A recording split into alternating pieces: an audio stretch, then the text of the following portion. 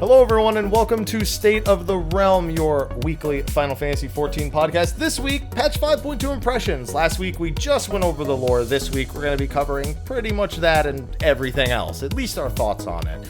We will have Erzivia coming in the following week, and then we've got shows like raid shows and update shows on Ishgard and the Relic and all that stuff coming to patch 5.2. But anyway, let's get started. I'm one of your hosts, Mr. Happy. Of course, we have our co-host every week who's been on more shows than me. I was reminded of the other day. Sly, yeah, you hosted 2 shows without me, remember, Sly? I was actually looking through my old emails for more State of the Realm stuff, and I found the ones where I sent you stuff. You're the real star here, Sly.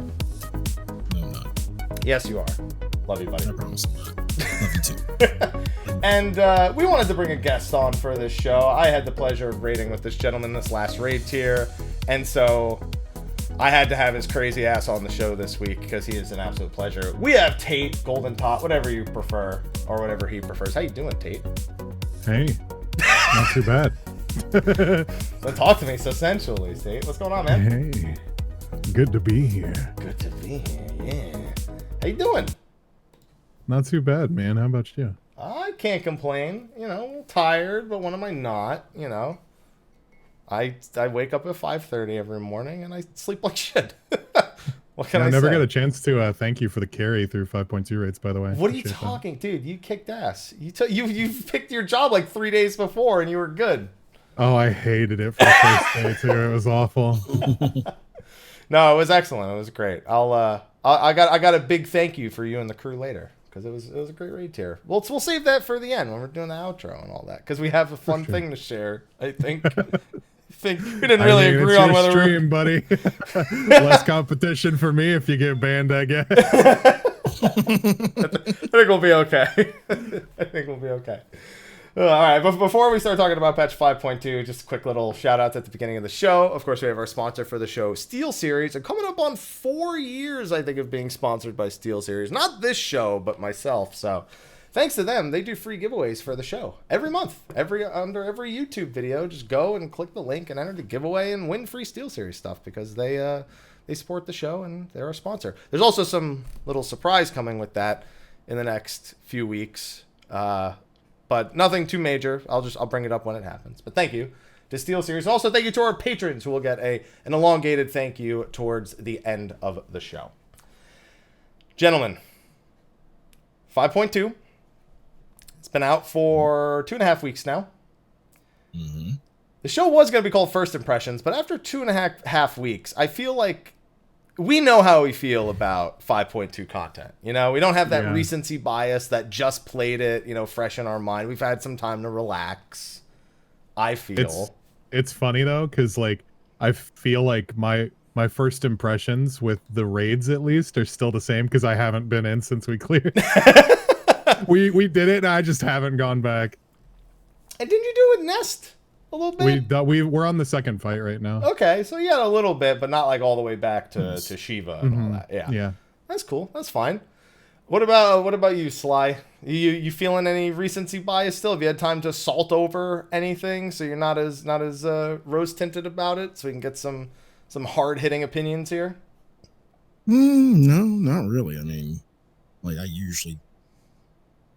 there's a lot of I rarely have any rose-tinted opinions about something. If it really is good, it's good. But, you know, there's no recency bias. I've done the content enough to know how I really feel about it. I like your voice is extra deep today, and I like it. It's not low. It's just, I just want to it's Radio Sly. You got that Radio Sly voice going on right now. That's what you got going. You got W Sly going right here.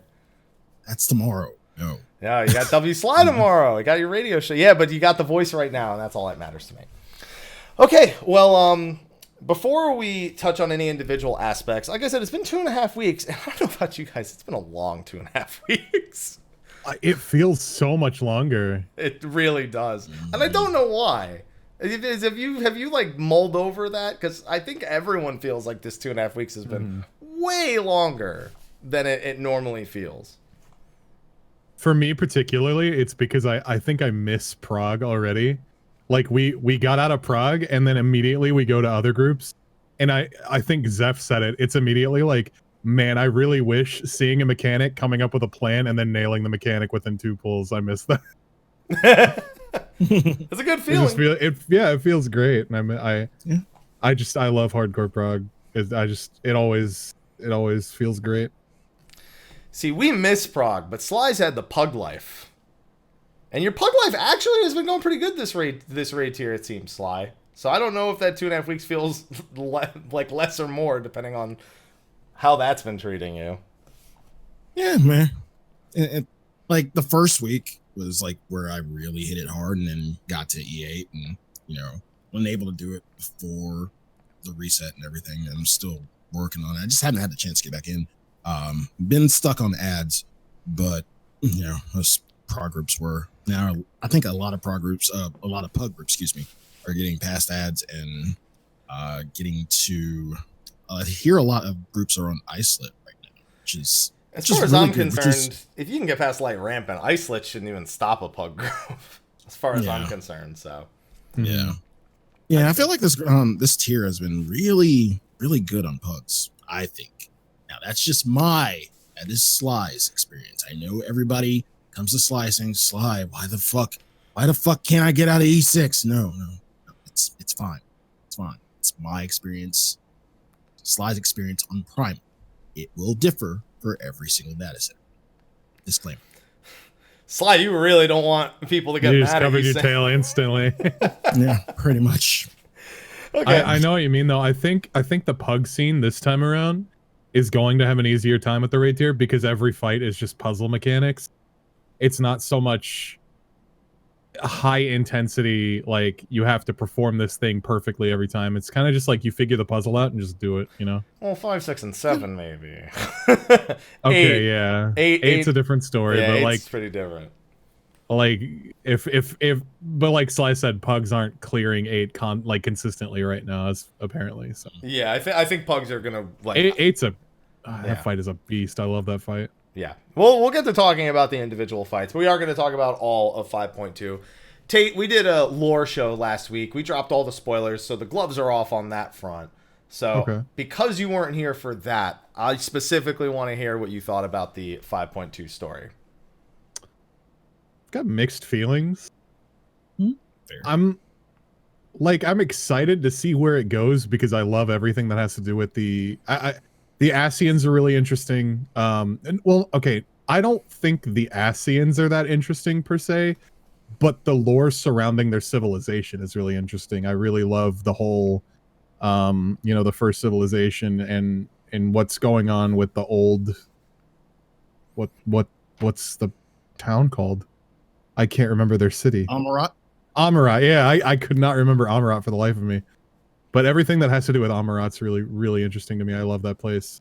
But Elidibus, it's very obvious what he's doing right now. And I pretty much already have my hypothesis as to how the rest of the expansion's gonna go. And I'm excited to see how that plays out, but I don't care about Elidibus at all. He's annoying. I don't care about Xenos at all either. See, I like Xenos. Like, our current roster of villains are just like, okay, let's see how we kill them. Well, there's one bit of that roster that we were hypothesizing a bit about last week, and that's the man under the mask talking to Xenos. Are you in our good old dead boy is back, or there's a little Ascian in that body? I think that's just an Ascian. I mean, the robe. Mm-hmm.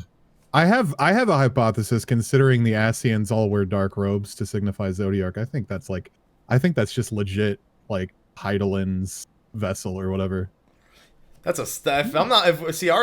Looking at that man's smile. I mean, it's a reach, but it's an interesting reach, right? It'd be very interesting if a Hydaelyn's like, oh, all my champions, I choose you.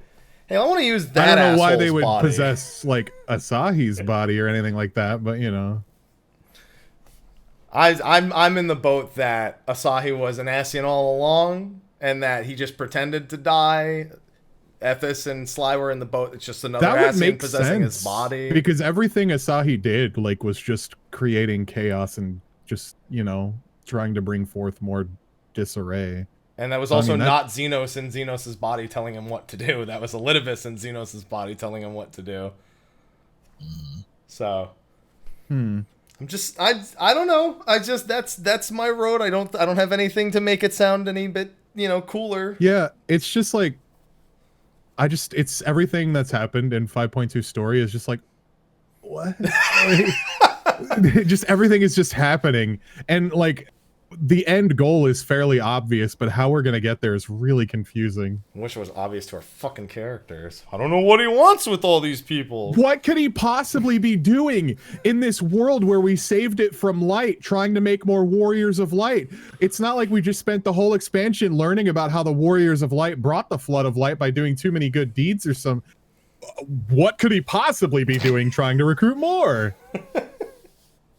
They're his enemy! Is he loyal, Sly? Okay. That didn't fly under the radar for me. Anytime there's a use smart, I can catch it. What about so I'll just take all the story bits just right off the bat, since we can probably knock that off in a few minutes. Eden's story next, then Tate. It's definitely written by Nomura. It's not written by Nomura though. It's not? No, he only did the character design. Really? Oh my god. I feel like it was so fast. Like it just felt like I was playing. It felt like I was experiencing a Kingdom Hearts relationship form, Like with Reen and Gaia, they were just like, and then like just immediately, And that's the fucking thing I hated about Gaia. Gaia was so... She was such a prissy little bitch, and then suddenly she's like, my best friend, no! Exactly. But before every fight, there was so much concern. Cutscenes, get the fuck away from me. I don't want coffee biscuits. Fuck you. Don't touch me. No. That's why last week I said she essentially goes through Squall's entire character progression in Final Fantasy VIII in 4 fights. It was just the fast lane straight to character. It's just the character progression fast lane. She's like, I got friends with me. I'm getting in the carpool lane. I loved her design and everything, and then I don't give a shit about her character. I mean, it's kind of hard to do a character development in a raid story because of how short you get with it. So like, I can give them a little bit of a benefit of the doubt there and stuff. And I don't know, maybe we'll see something cool in the final tiers of story. Well, we saw that they're willing to make quests between raid tiers with Yorha, but maybe they shouldn't. But that's, yeah, I guess the thing with that is it would just make raiding a little more convoluted to get through. Because that's, again, I'm going to bring it up. I need a week split, man. I need it. I need a week split between patch launch and raid launch. I got so burnt out and so tired so fast thinking about how I have to do everything. I shouldn't have to choose between doing the story in a story-based MMO or doing the raids because I want to be a hardcore raider, I shouldn't have to make the choice. I got spoiled on a bunch of shit because of that. That is the life. I don't know how I avoided spoilers. People just came into my chat and asked, "What do you think about this story segment?" And I'm just like, I've been raiding since the servers came up. Why do you think I know that? See, that's weird. Everyone asks me, has he done the story yet before ever talking about it? God, it would be so cool if like I had your viewers. I mean, it was obvious. It was always people that aren't regulars in my stream though. So I can't shit on my own viewers too hard. I love my viewers. But, just please don't unsubscribe for me. I need you. If you could please locate your Twitch Prime button and direct it to one of the 3 faces on your screen. Eeny, meeny, miny, mo. It's okay. I mean, yeah, I kind of agree. I don't really mind that much because Sly hates this. I'm the kind of person who will... let's say a movie's been out for a week and I haven't seen it yet. But I don't know if I want to see it. I'll Google the plot and then go see it. Like, wow, that sounds like it'll be a really interesting ending to see in the theater. Should I stay for the post-credits scene? Oh, yeah, I should absolutely stay for the post. Cool. I can't wait to see that. It depends on the movie for me. I won't do that for, like, Star Wars, but if it's something less... Well, I won't go see Star Wars, so I guess it works out. Yeah, I'm told I probably shouldn't. No, you should do what your heart desires. I just don't agree with that. Desires sweet release from this cinematic hell. Well, then you maybe shouldn't go see it. But at least what I read online doesn't seem so great. It's 50-50. Regardless, not a Star Wars show. Could be. Anyway, so then what's the last story? Yeah, those are your hot quests. Just we can get this. I don't care.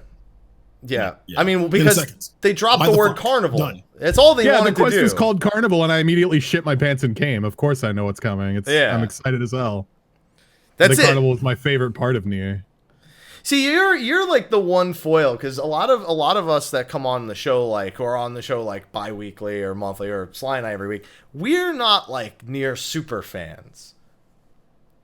I wouldn't say I'm a super fan. I see you freak out on Twitter. It looks like a super fan to me. Well, I'm not like I say like a super fan is people who are like they're deep into like they see a weapon and they're like that's from Drakengard 2. Like, I'm not that. I played half of Drakengard 1, got sick of it, and just played Nier Automata 3 times. Like I've gotten every ending in Drakengard 1, but didn't play Drakengard 2. You didn't even get to 3, did you? Mm-mm. Drakengard 3? No. I bought it. I got a PlayStation 3 specifically to play it, and I just got burnt out on D1, man. Bro, I got through D1, got to the first ending, and was like, wow, that was pretty lame. And there's other endings though. Why are there babies everywhere? And I was like, I don't want to know anything else. I don't want this. I don't want giant babies. Some crazy Yako Taco shit right there. Yeah. But you I'm so using that now. Yako Taco Tuesdays. There you go. Yes. Play Nier every Tuesday. Yako Taco Tuesdays. There you go. Hell yeah, man. But you love Nier Automata, so like you would eat something like this up. Whereas I'm like, well, I know what that means, but like, really? Because I'm still not sold on this whole Nier Automata thing, and this didn't help. I love Nier Automata. The game is fine. I mean, in 14 specifically. Oh yeah. The crossover is it's really cool, but it seems a little ham-fisted to make it the main part of an entire expansion. Yeah, I get what you mean there. Like, I'm excited about the crossover stuff, but I could definitely see why it's a little off-putting for like Final Fantasy fans and 14 fans to not want something original over an entire 3-part raid series based off of another game. I mean, literally all of our we've only had one raid series that isn't the case, and that's really the Void one. That's like the true original. That's 14. fair, yeah. But I mean, at least everything else is Final Fantasy based and can incorporate into the story like somewhat more than Nier, because it's kind of weird to try to mesh Nier's and 14's story together. Like, we obviously still don't have a whole lot of information, but the running theory is still that the information that flew through space just landed on the first. That's what I've seen as like the running theory from so like, yeah, it's a direct sequel sort of deal. The E ending of Nier literally just, or the D ending, I should say, yeah. I could see that. I mean, that would be a little disappointing, but I could see that. That would be a little disappointing as far as the Nier franchise goes. Not the Final Fantasy franchise. Yeah, you want the true sequel to Nier Automata? Go play Final Fantasy. I mean, it's Yoko Taro. That's why they're doing it. No, it's Yako Taco. Yako Taco. Sorry. There you go. I coined it and I forgot it. Yeah.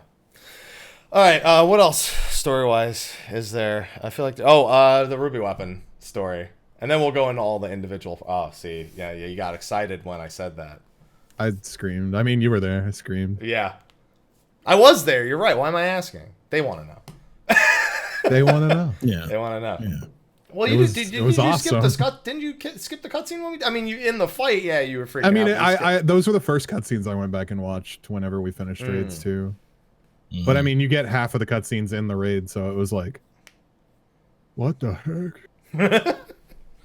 And you're looking forward to that?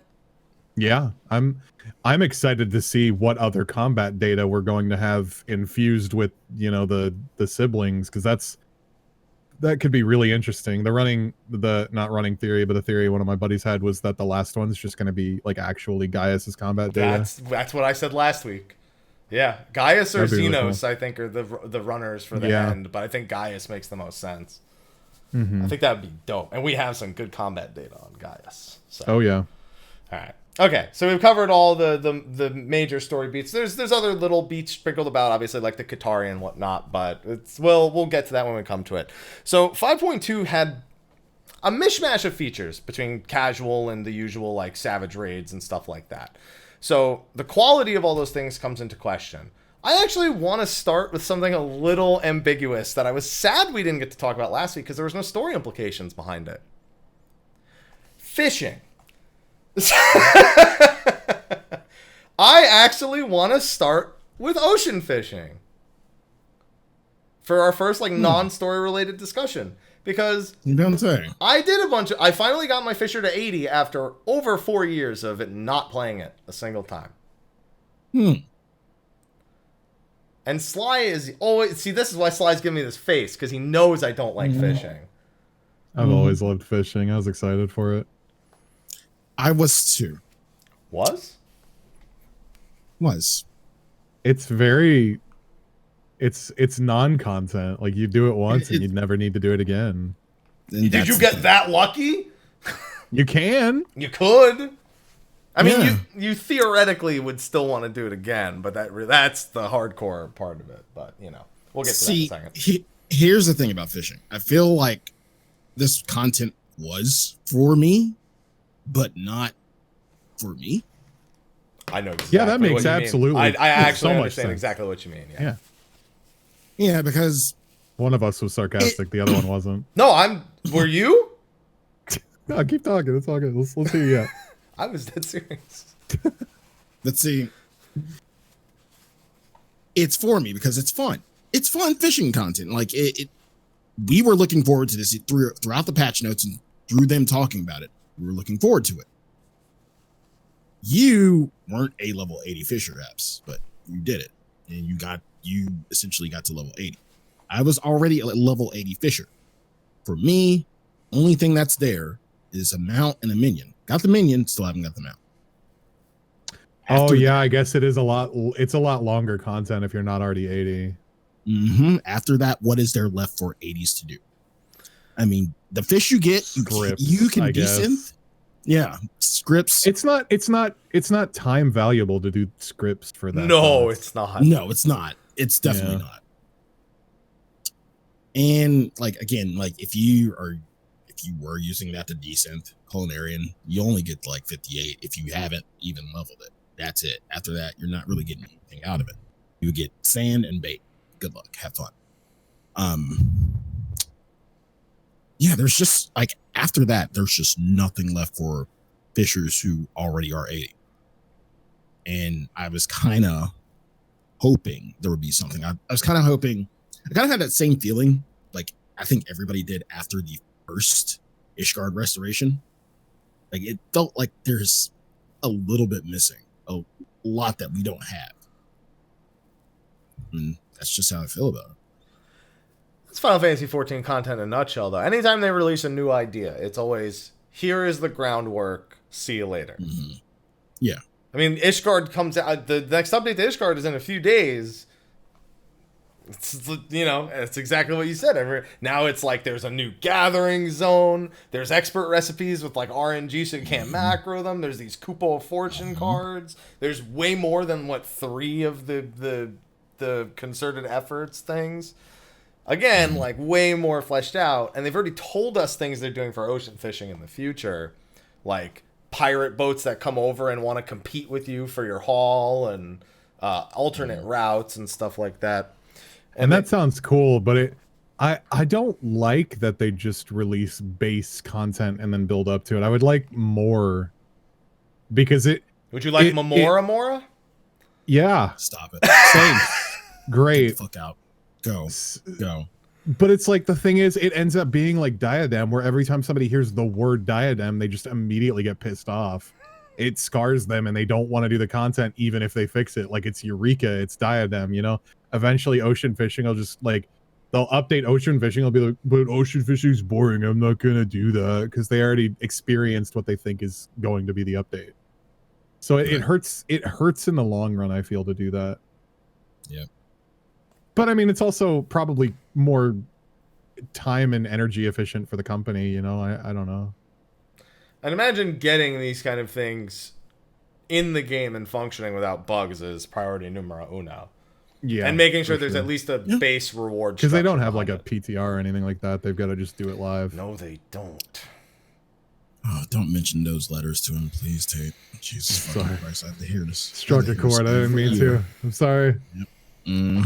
I just want one. No raids. Don't put the raids in there. Just put oceans. Put whenever you do something like Eureka or Ocean Fish, just put it in there. That's it. Put it there. Job changes. Put it in there. That's it. I don't care. Nothing else. That's it. Done. All right. Moving on. Anyway, I had a lot of fun with Ocean Fish. I leveled from 57 to 80, so I didn't have that far to go. It was like 2-3 levels a boat. Right. And then I got my mount just right after I got 80, approximately. And then I helped a few other people get their mounts by just, like, going on boat rides with them to specifically fish for spectrals and whatnot.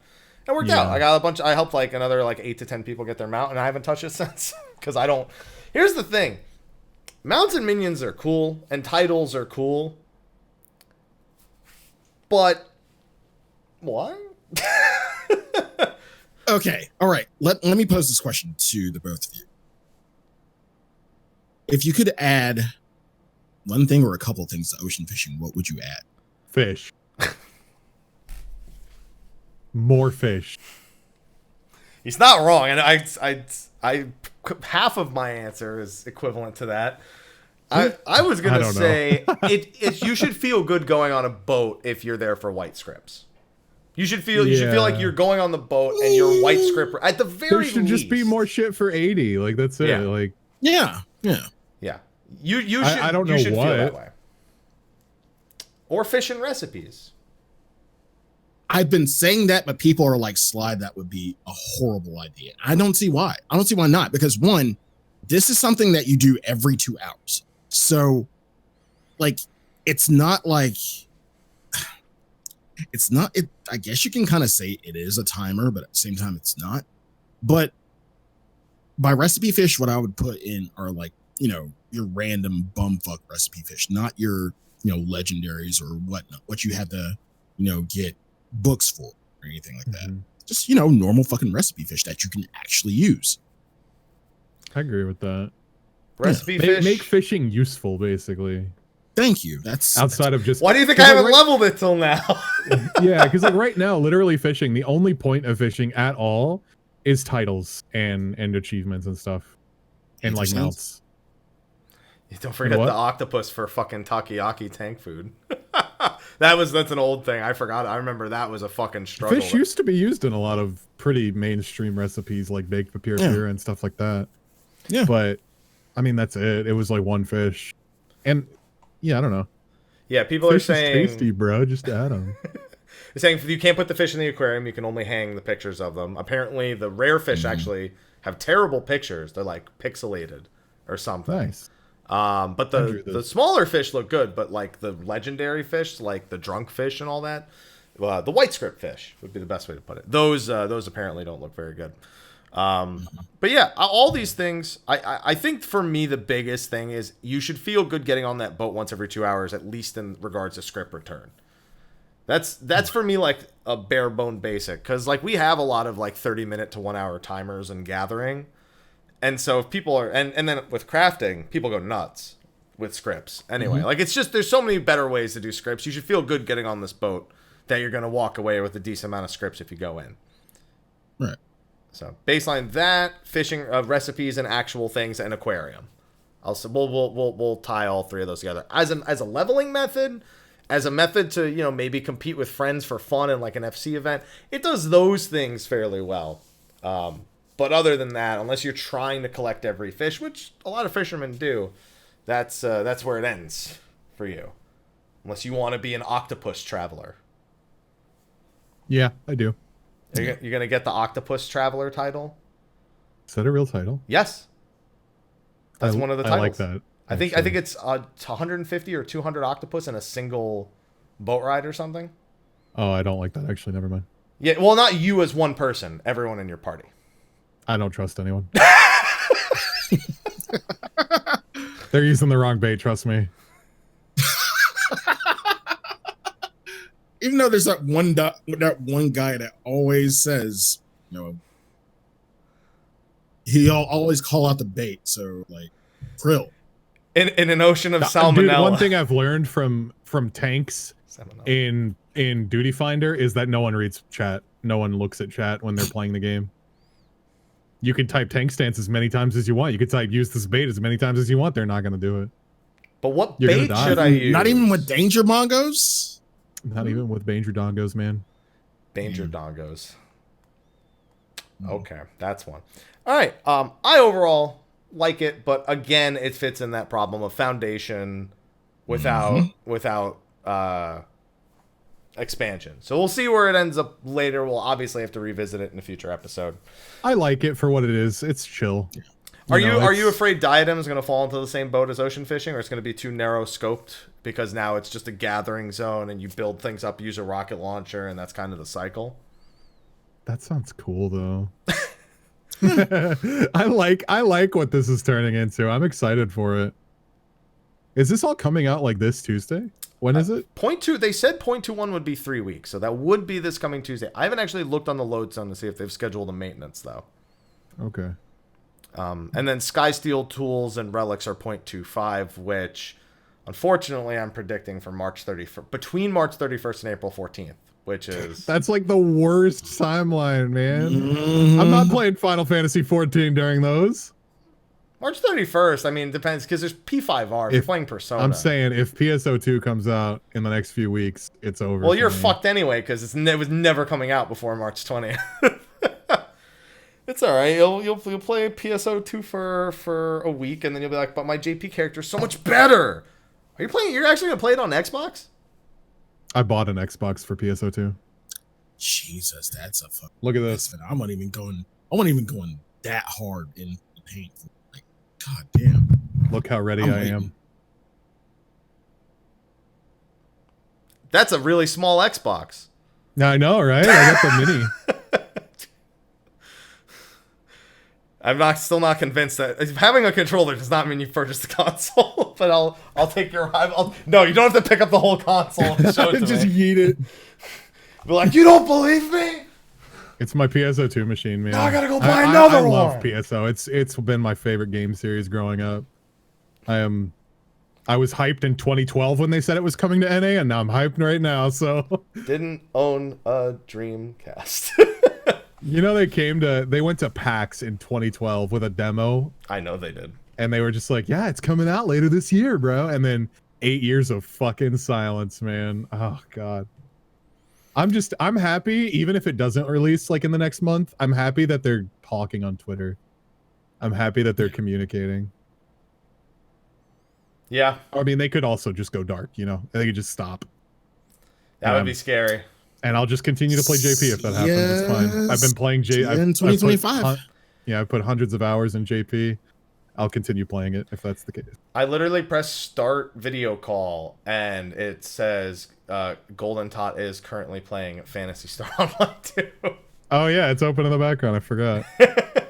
Oh no, I figured you were just going ham on it. You're just like, I'll play the left fucker calls. Right. Today's grind day, man. Yeah, every day grind day. Don't act like that's not true. That game is very grindy. It sure is.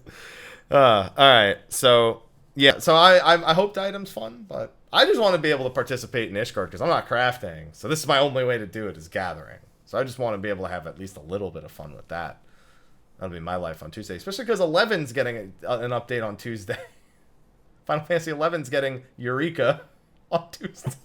Really? I'm not kidding. It doesn't make any fucking sense. That's awesome. Literally, Eureka's based on 11, but 11 doesn't have anything like Eureka. 11 is Eureka. Until now. It's literally... So what, are they just getting like an upgradable equipment path in a zone kind of thing? Sort of. You upgrade equipment that's gotten outside of the zone, though. If I read this description to anyone, they'll be like, that's Eureka. Here, I'm going to grab it because this is actually pretty funny because 11 and 14, so you got to remember, Yoshida's in charge of the business division. That's in charge of 3 games. He's in charge of 14, 11, and an unknown title that I'm personally hoping is Final Fantasy 16. That's my own. I started playing 15 again, and that game fucking sucks. I liked 15 after all the updates. I just got to Golden Key and I'm just running through and I'm like, man, this game is just. It's I like playing as. I played as Gladio for like 80% of Royal Edition because he was way more fun to play than Noctis is. Yeah. So when I read this to you, give me the first word that pops into your head. Odyssey is what we dubbed internally as exploration-centric content that contains not only battles against trash mobs, but also the ability to spawn various notorious monsters based on various items in the presence of various objects. Jesus Christ, various 3 times. Of various objects with special gimmicks. Elements we hope will provide for a more varied adventuring experience. Additionally, the farther you are along in your Odyssey, the easier some of the more tricky elements become, providing an incentive for you to go all out. No. The first word that pops into my head is various. Yeah. I didn't realize how many times he says various. That's really funny. That sounds cool though. I mean, I feel like it'll fit more in that game as well. Certainly will. The player base will definitely probably enjoy it. Yeah, I dabble because I can only play it for so long before I get very bored. I just thought it was funny that it's exploration centric. As soon as I saw that, I was like, we've gone full circle. It's back. I wonder how different it'll be. I'd love to see like a comparison I'll probably at some end up point making when it comes out on it because every time they've done something new in the past couple of years, I've made at least something if it's like major. Yeah, it's weird because they still do stuff. I have a feeling that was what they were going to talk about at PAX, but as we know, unfortunately, all the PAX stuff for 14 and 11 got canceled. Oh yeah, what's that about? Well, coronavirus. They weren't going to travel with all the coronavirus. Just don't drink beer. Anyway, so back to Final Fantasy 14 patch 5.2. I like how you said that, and Sly's first response was finishing mine. Don't die now, Sly. Don't want to get that beer virus that's going around, boy.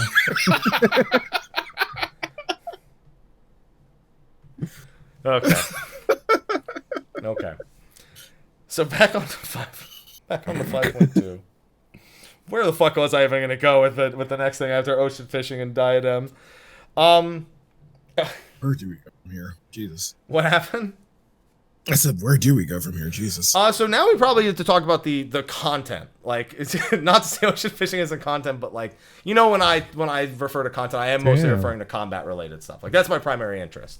Is combat related, it changes. So obviously we have Eden Normal, Eden Savage, Ruby Weapon, might as well lug those both in, and the new dungeon.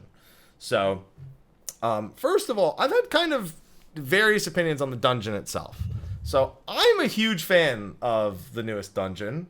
I like the peaceful trip at the beginning with little work, with little movement, followed by a mad rush like the rest of it that we normally have. Also, Bismarck is my best boy. He's my best boy. But I know so many people who just hate. They're like, I hate that I stand there for a minute or two at the start. I don't mind it at all. It's so slow. It's like the fastest dungeon we've ever gotten. It's pretty fast. It's so short. But like I think this is the best expert roulette we've ever had. You run in for 10 minutes and get your tomes. It's so nice. Is that different than any other expert roulette we've ever had since never? Well, the other ones have always like I don't know. The other dungeons have been kind of long, but like this one we've got the I don't remember what it's called. Grand Cosmos and then this one, and both are really really short and quick. They feel nice. The enemies die fast because I'm strong. They do. They die very very fast. I like it. It's very fun. But what's even weird, Sly, what are you nodding your head for? What are you are you listening to the boss theme that replaced the first two bosses? I had a feeling. No, the actual dungeon music. Oh, you mean the Sastasha remix? Which I was like, why are we remixing Sastasha for this? Is it just because it's Sahagins? Is that it? Is that literally it? Is that the qualifier now? It was the jazziest Sastasha remix, which I love. But I was just like, what the I'm gonna say something that might be a little bit disrespectful. I like this theme a little bit more than a long fall. So interesting opinion, not because I don't agree with it, but because I wish you could turn boss music off. That was where I was going, because now that all three boss songs are Insatiable specifically, I don't want to hear Insatiable as much. Get a little sick of it. It's like so for those who don't know, the remix that plays in the boss fights in Shadowbringers now, the first two boss fights is the Primals remix of the final boss name Insatiable for Dungeons. That was something that was made for the 4th anniversary of Dissidia NT and the arcade version, which they just announced was being discontinued about 3 weeks ago, I think. And as soon as they announced it was discontinued, we saw it in the trailer. We heard it in the trailer. So I think that's... Obviously, it belongs in 14. But did they really have to replace the boss We just hear music? Insatiable 3 times every dungeon now. It's a little grating. Yeah. And I love the song. Don't get me wrong. Insatiable is like one of the best tracks of Shadowbringers. But, you know, you hear something enough, you're going to get a little sick of it. Killed the vibe. Yeah, because when I heard it for Dissidia NT, it says Insatiable Primals. I forget. Primals Rearrangement is what it was officially. I'll be excited called. to hear it at FanFest Live. That's for sure. I am too. Although I don't know. It's gonna be a good show if we get a bunch of Shadowbringers music. Bro, I don't even know how the Primals remixes of everything else is gonna sound. Because here's the thing: the Shadowbringers theme doesn't need a Primals remix. They can just play that. Yeah. And then. Innocence is just shred it, just fucking shred it on a guitar. Well, I mean, so many themes are they use with like 8 fingers. Relax, relax. Tate. They use a lot of lay motifs in this expansion, so like they're almost like you don't need to make a Primals remix of any of Eden. They're all remixes of old themes that already have Primal. So do you have a remix of a theme that has a Primals remix and a Primals remix of the original? I don't even know what I just said. Now you sound like Puff Daddy. What the fuck? I was trying so hard to follow along, and I feel like my brain turned into a pretzel for a second. You say Puff Daddy, and all I think is just I need breast milk from a Cambodian. I just go right to Dave Chappelle when you say P Diddy Puff Daddy. I just go right there. Okay. Cool. Good old Dave Chappelle. Thank you. Making the Band, I think it was called. That was the parody? Yeah, Making the Band parody. Yeah. There you go. Yeah, I don't know. It's like, I don't even know what to expect from a concert if we have a fan fest. I mean, by then, I'd hope everything's under control, but...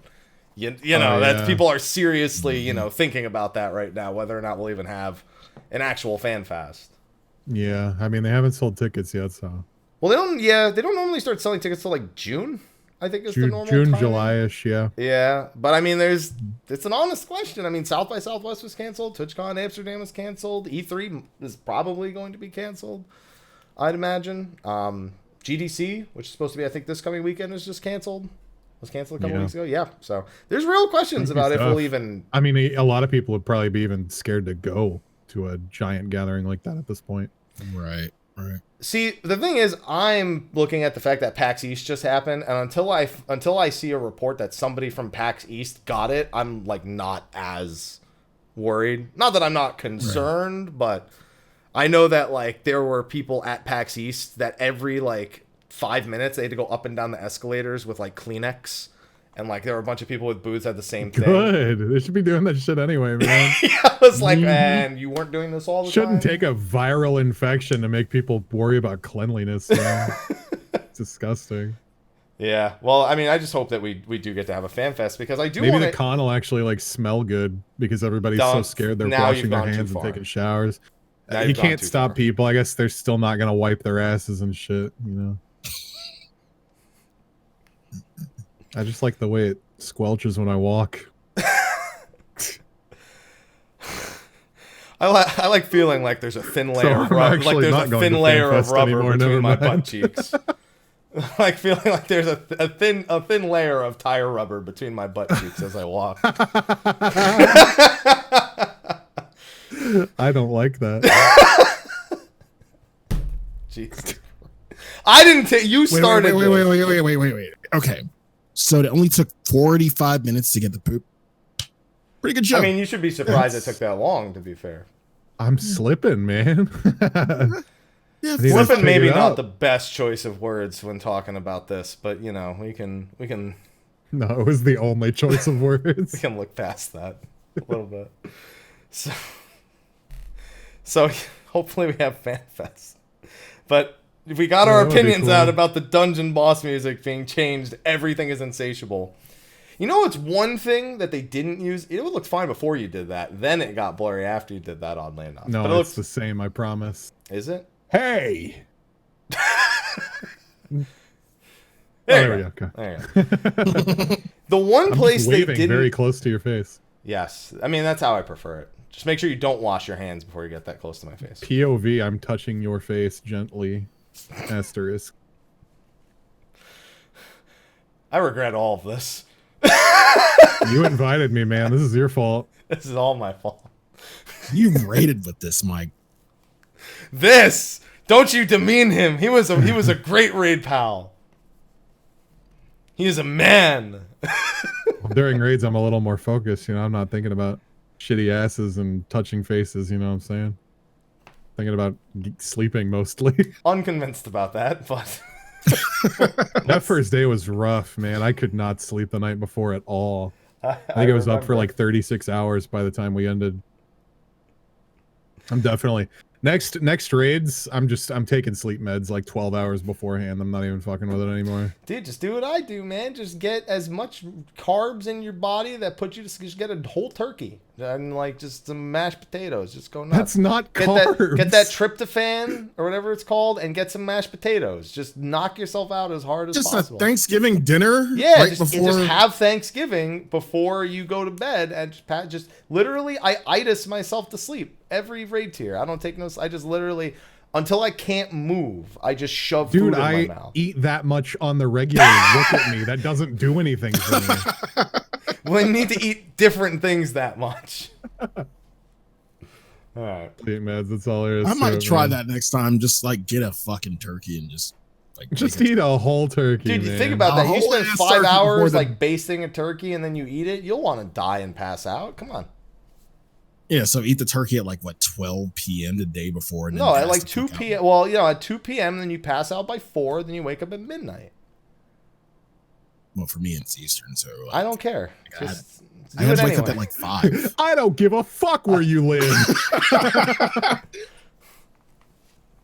Makes Tate happy and not sleepy. No, I'm happy. That's what I'm saying. Hey. Seriously. This show has nothing to do with 5.2 no. anymore. Anyway, No, it's so At least it's entertaining, right? Ha. it sure is. To anyone That's who all doesn't that use really the matters. to anyone who actually uses the internet. I hope. So you know what's one thing that didn't have the insatiable music that really needed it? One piece of content. I didn't bring it up last week. I didn't talk about it at all. But it's making waves. The new map for Leap of Faith. I love that. Sly hates it. Y'all have fun. Ethis Y'all have also fucking fun. hates Me and Whoops literally left. Like it was like break on day one, and we just left the party to go do it, and it was so much fun. I love it. it. Sure did. I want Insatiable. I literally, every time I do it, what I do is I get to the end, and then I turn on Insatiable at the part where it says we fall, and I watch other people fail the last jump. I do that That's until the funny. lockout runs out every time. What's the last jump? Do you do the little wave? I only did it the once, but we didn't miss any jumps. Is it? I don't remember. So the gold cactuar is normally in a spot that like requires. Yeah, we got couple all the cactuars. I guess I just don't remember it. Yeah, there's just people screwed up. You know, people don't. You know, people make People are mistakes. terrible at this game. They dude. are. What the hell? I think we're talking about jumping, and he's still talking about how terrible they are. The game isn't even game made is for just this. And the he's like, they community fucking is suck really- at this. Like, if people would just download ACT, they could get a little bit better. You know, they could see their jumps and they could install Paisley Park so they know when to jump. They have a marker, you know. Is that the next ACT add-on? The movement velocity, so you can watch the movement velocity into a specific speed and know when to make the jump. Of course, yeah. mean, You're Got to evil. measure wind pressure and distance as well. You know, you got to where is it blowing and what's the sky look like? Are there clouds? What is happening in this conversation? What's Ah, happening boy. right now? 5.2 is a cool patch. That can be the title of the video when it goes to YouTube. 5.2 was cool patch. So That's what I like to do with Leap of Faith. I get to the end, and I just watch people fall to Insatiable. I love jump puzzles. Guild Wars 2 has a ton of them, and I went way out of my way to do them. Guild Wars 2 is a little bit more momentum-based jumping, so it feels a little bit more natural than here. But I love this guy. And Sly... So, see, Sly hates it because he hates jumping. Do you ever play do you ever get too into Maple Story when you were younger at all? Yeah. Yeah, the jump puzzles in that game were no joke. No, they weren't. They were disgusting. They were I love them. I absolutely adored them. I love them too. And Ethos hates it because we're defacing national monuments in like a very important lore location. That's really true, actually. I never thought about that. Oh, the statue that describes Belladine royalty. Let's jump on it. A city from a lost nation from a war between three magic wielding nations. Let's jump on it. The goal, like Manderville, is just like, we could monetize that. They don't charge you to get in. What are we talking about? They don't charge us Gil anywhere. That's true. Like, do you just want to go jump on it? We'll give you some shit if you go destroy. if you just go jump on it real quick. You can have this sack of gold if you just go fucking put your feet on that, man. Let's go. Let's do it. Might as well just pay you to like step on the grass with a sign that says "Don't step on the grass." Don't step on the grass. Here is your 2,000 MGP. Good luck doing that 1,000 times. Yeah, I don't know why Sly hates. I love this kind of stuff. I was really depressed when Shadowbringers really didn't have a jump puzzle like a Kugane Tower or don't give me that look. I was mad, okay, Sly? Sly, listen. I should be more mad than you. I did sightseeing logs in A Realm Reborn when they came out, okay? There was a log jump. There is a log jump to this day that the preferred method of making the jump is to lower your FPS cap to 30 so you can make the landing more easily. And it works brilliantly. I love this kind of shit. That PlayStation 3 advantage. Holy shit.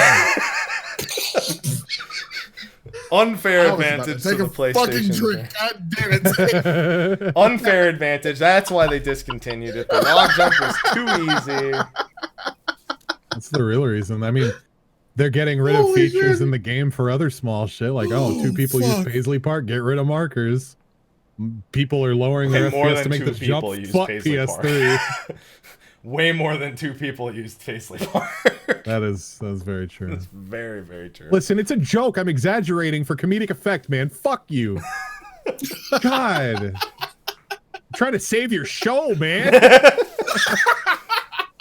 That's, first of all, you shouldn't try to do things that aren't possible. Second of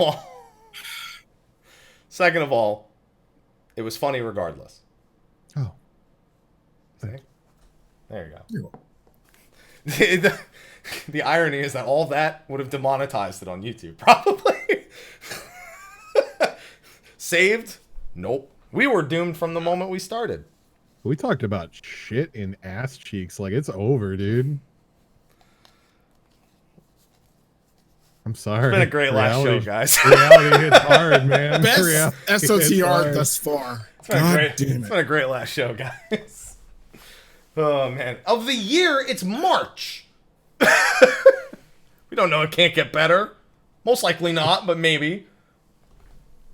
Believe. Yeah, so Tate, when are you available again? You have to talk to my agent. Fuck. Well, now that you need me, you talk to my agent. There you go. Okay. So Leap of Faith, that's it. I don't know. You liked it. Sly doesn't like it. We can move on.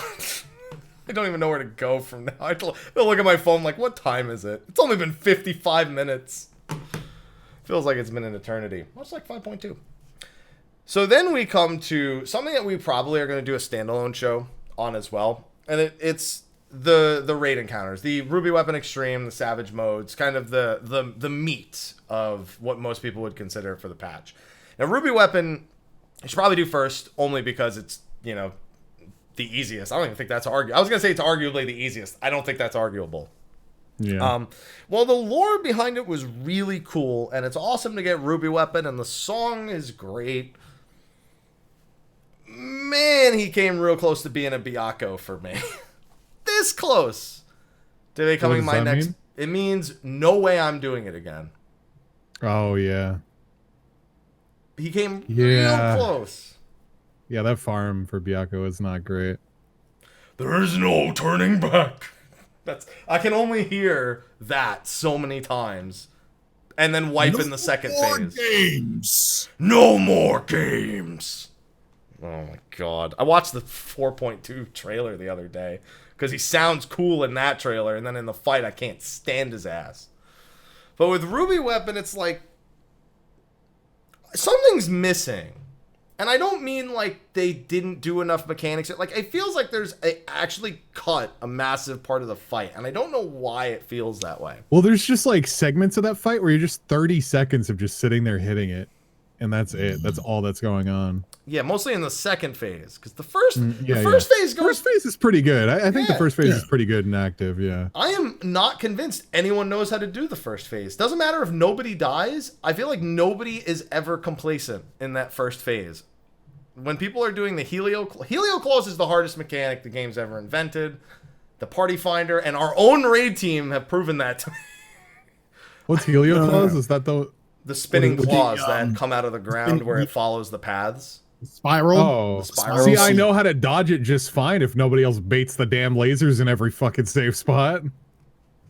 I do. But everyone goes to the safe spot first and then just stands there hoping a laser doesn't target them. Mm-hmm. That's what I mean. It's just a disaster every time. And then you get to FlexiClaw, the normal one with the veins coming out the bottom.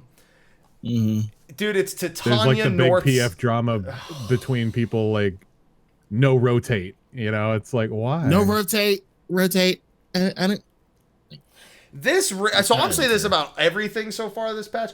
I haven't released a guide because every day and a half, somebody comes up with a new strat that everyone thinks everyone should do. And I'm like, I don't want to make a fucking guide yet because I've never seen such a volatile raid tier and extreme in regards to what people consider acceptable. And I don't mean how people do it. I mean how other people want other people to do it. I don't get... I'm just gonna say I don't get not rotating. I don't like, why would you take 4 melees and just force them off the boss and have all the ranged get close to it? Tate, I cast your mind back to Shadowbringer's release. Titania tethers. Thank you. Do you remember the drama behind that in the Party Finder? The tank. The ones where the tank invulns, basically? The one where so there's a part in Titania's ad phase. Like DPS goes north. Versus okay, DPS north. Yeah. People are stupid, dude. Well, where did you stand on that argument? Because that kind of translates into this. Melee north, yeah. Yeah. It makes sense. Like, there's an enemy. There's a targetable enemy there north. But Tate, it's so much easier if we just do it the fucking normal way. What's the normal way? It's the same. You just put the melees north. But Tate, no. Let's just do it the fucking normal way. It'll be okay. Okay? The normal way. Okay. I don't know what the normal way is. The first way. What's the first way? The first way everyone did was DPS South, yeah. Oh, because they don't want to use their brains twice. Okay. No. Absolutely. It's essentially the same argument because I'm very much in the boat of whatever your Party Finder leader wants to do, you're gonna do. Ultimately. Oh, please. We haven't even gotten to the fucking second phase yet. Listen, I'm just saying that. Trust me, I'm getting there. I am very much whatever your Party Finder leader says they want to do. Just if you've joined the party and the Party Finder leader said what they wanted to do, you've walked into that door. Like you can't complain. Yeah, if the PF says a strat and you join it, you do that strat. That's all there's to it. But people will try their hardest to talk your way out of a fucking strat. You know what? Fuck it. I'll fast forward. Let's get the second phase. So I just don't join the party finder if that's the case. Yeah, I feel the same way. So for meteors, there were so many different ways to do it. Like you could do YOLO meteors, which is just keep your fucking clock spot. That's it. Some parties had it to where they numbered the positions on the clock spots. 1, 2, 3, 4, A, B, C, D. The first day, and we never. It was terrible. We just Mario Karted the shit out of that. Well, yeah, because that's how we did the original tournament. So here's the thing, Sly. There's a reason why most groups started with that. It's because the original, everyone just saw, oh, that's Nail, and these are meteors. We're gonna do exactly the same thing. That's pretty much exactly what birthed that strat. But but it's not turn 9 anymore, and we don't need to do it that way. You don't need to do it. We didn't realize the damage would be absolutely nothing when they hit the ground and blow up, But still, my problem is not with the strat itself. It's with the people who find that strat so fucking difficult, like they can't count. Numbers are hard. The thing gives you numbers like are 10 easy, but when your 4 looks like a position. G, everything goes out the window. Okay. All right, but Tate, I shit you not. I've had one party where like we did numbers. We did actual fucking order numbers. 3 was on 2.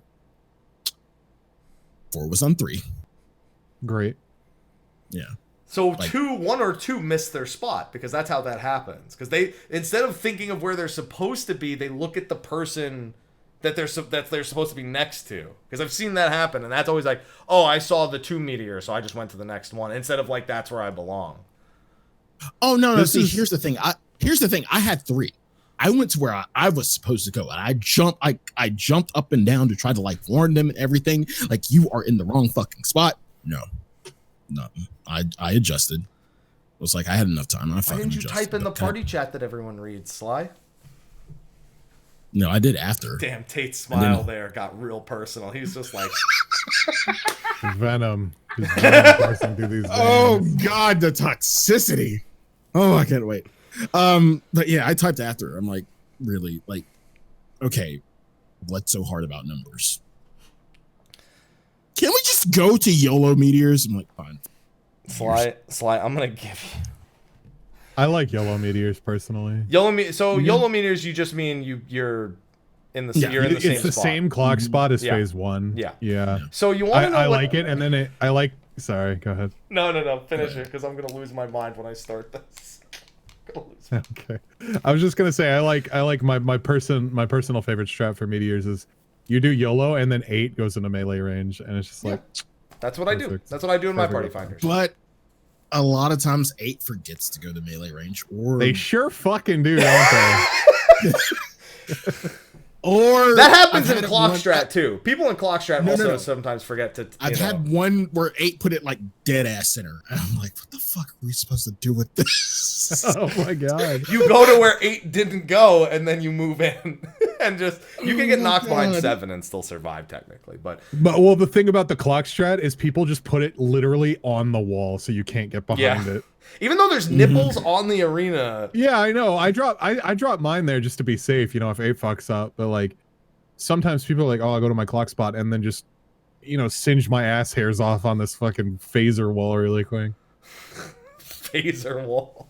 I don't know, man. So this is how I felt. So I am very much a proponent of, party finder leader is whatever they want to do it. Don't fight them. If you've joined it, you've opted into that. However, thank you. If you are fighting them, your reasoning behind it better be fucking solid.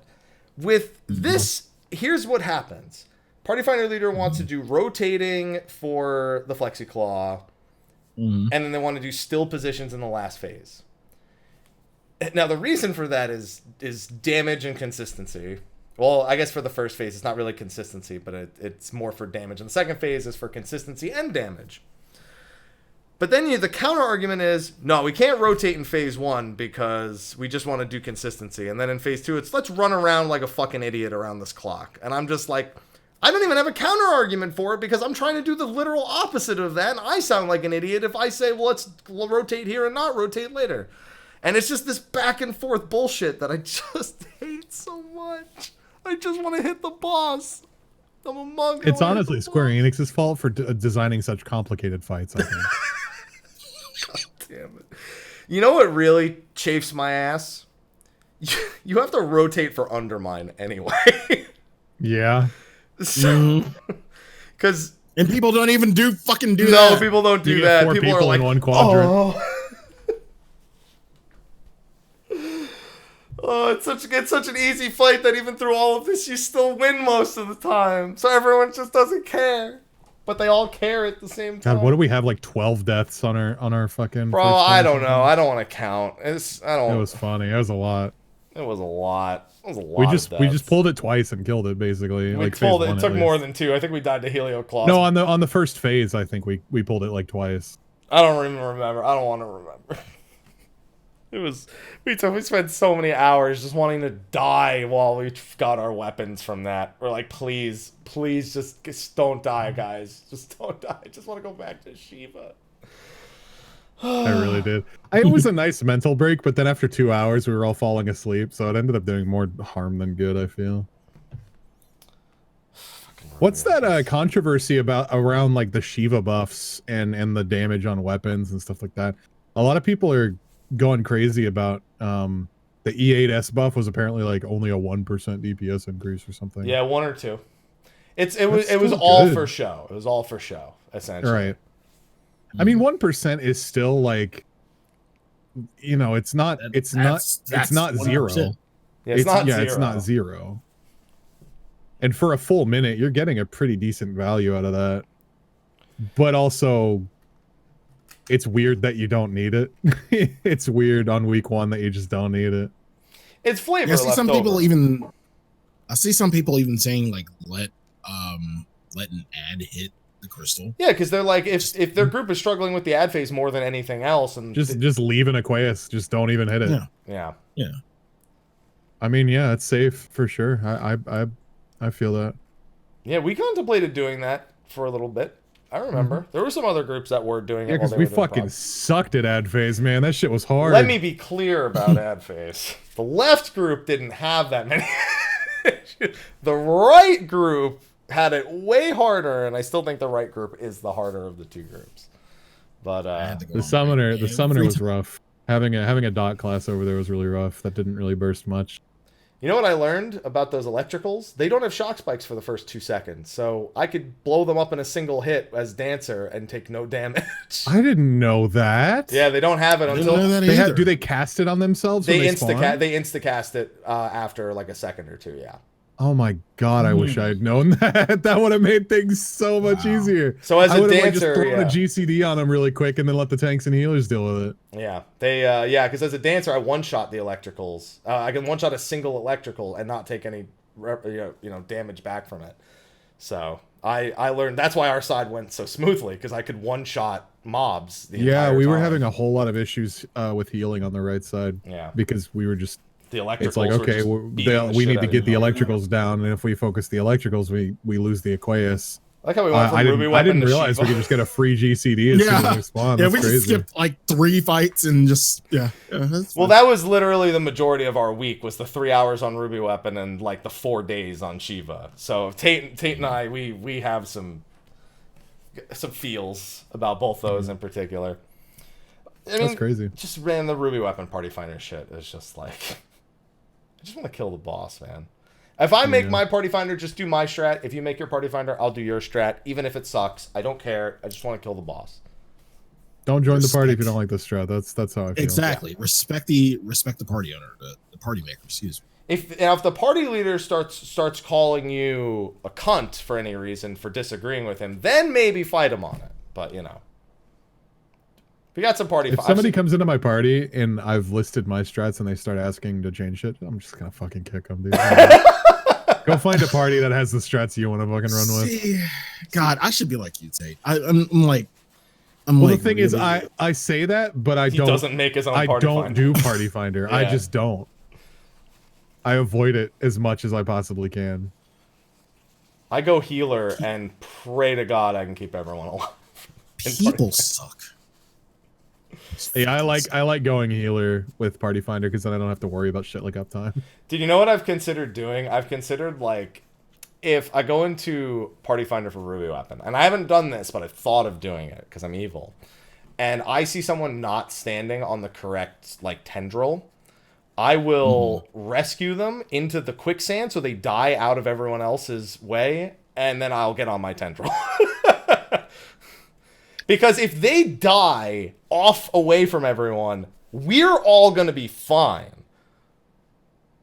If they try to squeeze, like, oh no, I'll squeeze in. Oh shit, there's 2 of us on a tendril. They're just gonna drop one in a random spot and kill everybody. Yeah. Exactly. Yeah. There's always that one person who touches something after everybody drops things. Yeah, before they fade away, like the tendrils go away and the balls are still there, and they just run right through one and kill everyone in the center. True story. Fucking through it. Did you know that after the 3rd AoE goes out, if you just step into the quicksand, it won't kill you before it goes away? Oh, really? Yeah. Yeah, I've done that before. Awesome. Like I will stand on quicksand just to kind of like escape something, or if I can't like get past somebody's stupid orb that they put in like too soon. Yeah, I'll just stand quicksand. I'm just gonna. How about new strat? Here's what we're gonna do from now on. We're gonna start in the middle and work our way outwards, so that if somebody fucks up, only they die. No, see, one time I actually fucking elusived through a bunch of bullshit orbs, and then somebody ruined it by just Were you live streaming when you did that? Yes. I saw you do that.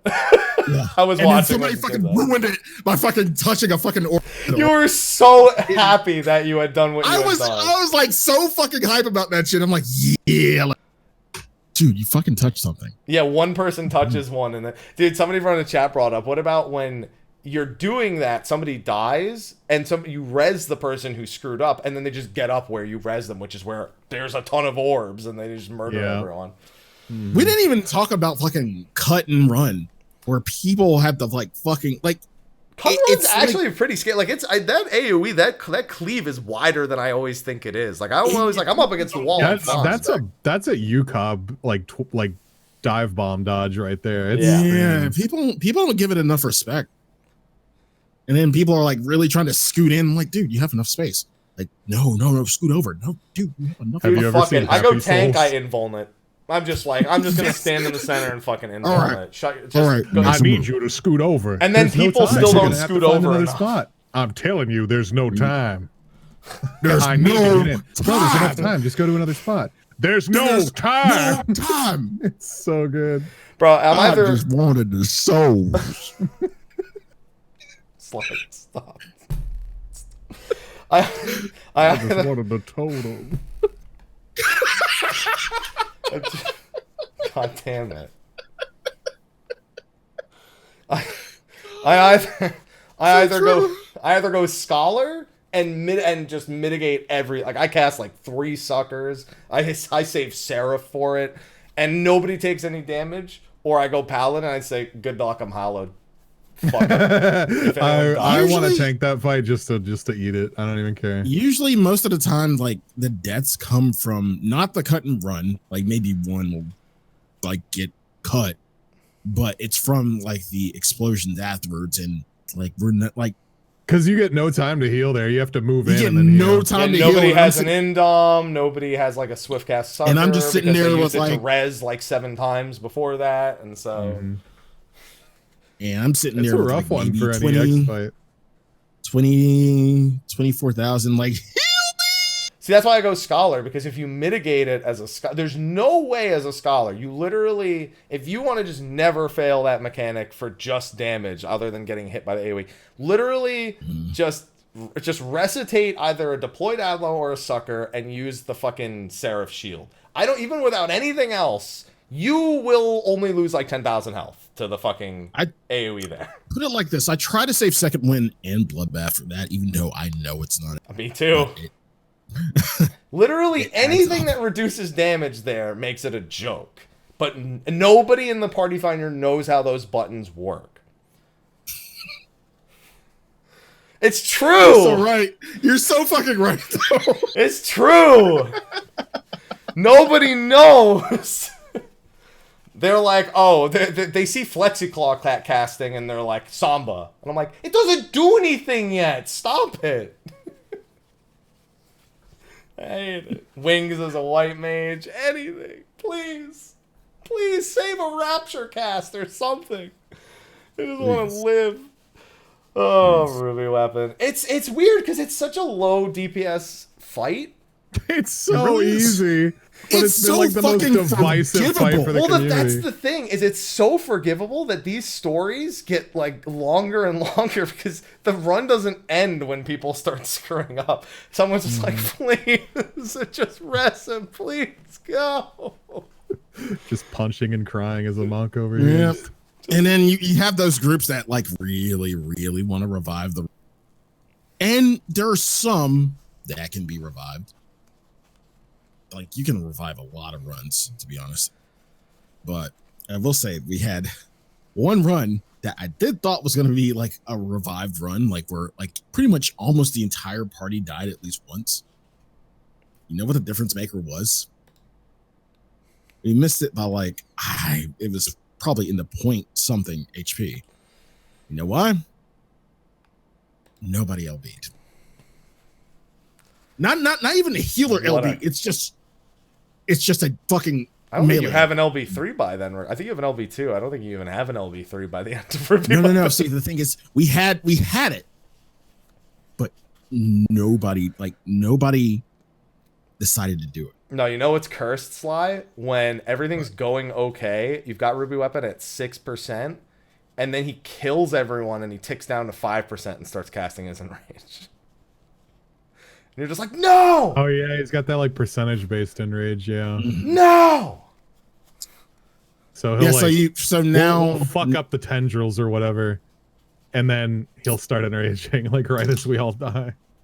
So now we have the patented skip sword disband. Yeah, literally, if you it skips second Raven's Flight or disband, because if you get second Raven's Flight, most people just have no faith you'll actually even make it through the second phase.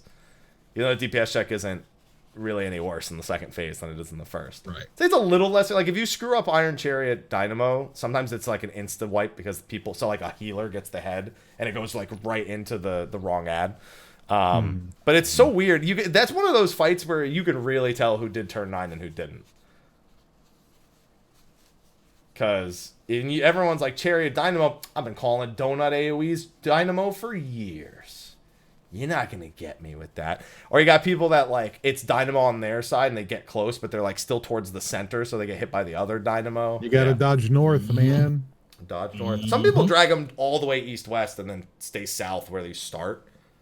Works too. I like keeping them where they spawn. Yeah, and then just I don't north. move them. I move them like a that's the safest. step, like one step when I tank that. There's this another party finder strat there, the don't swap strat, where you just kind of hope that the ads are gonna die around the time the swap happens. You hope We you have actually enough do DPS. No, I do that when we farmed it with my raid group. We did that just because we were killing it right as the swap was happening anyway. Yeah, but it's funny when it's like the group makes that idea, but then the DPS just keep dying and it never works. Like one's at like 40% and the other one's at like 8%, and then you go to swap and the 8% one doesn't die. We did solo heal on it and it was really funny. We just did no swap because like one of them was dying like right after Dynamo and Chariot, and then the other one was still like 40% because we'd have 3 DPS on one and 2 on another. Yeah, I've had some horror stories about it was really fast. that split. And then comes the meteors, and then comes the... Dude, healers need to respect the fucking comets at the end. Those comets are fun. Dude, I am so fearful of the comets that the tanks get hit by. Because they tick for like...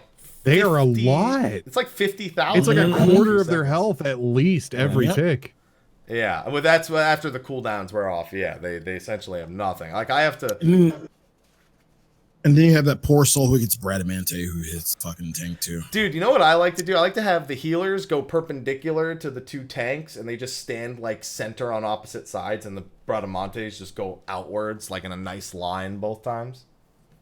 And then a DPS runs directly through the center and grabs the second one. Somehow. How are those baited? Nearest to the boss. Oh, okay. Yeah. So I just put 2 healers nearest, and they just stand there. Or you can do a caster and a healer, like a black mage or something. I mean, it's not like a black mage gives a fuck where they're standing. They're just going to cast on both the comets anyway. But yeah, I mean, I don't know, dude. I've done that fight 34 times now. I'm sorry, I've done it 34 times on Ether. We did our 10 times on Primal on top of that. Are you Are you going for a I mount? was just gonna say I've lost 3 mounts. One time I lost a mount. I had a 95 and I lost it. One time I lost it to a 69. Nice. Cool. And I don't remember what the roll was. That's the weed number. Yeah. What? 520, not 420. Got it. Just checking my clock. One more time in Alaska somewhere. It's 420 right now. Oh yeah, Sure. I stole my mod's mount because usually he gets me to run shit with him because he knows I have horrible luck. I went in, won him out. I don't have to do that shit anymore. I wish I got 2 totems for these. I get there's a checkpoint. I really wish. So there was an interview that translated that said we were going to get 2, but somebody said that the translation was fixed later, and that it says the second EX trial we're getting has 2, and I'm like, I don't trust any of it anymore. I'm just going to assume we're always getting 1. I mean, it's not that long if you don't die. It's like an 9 minute fight if you got a good party.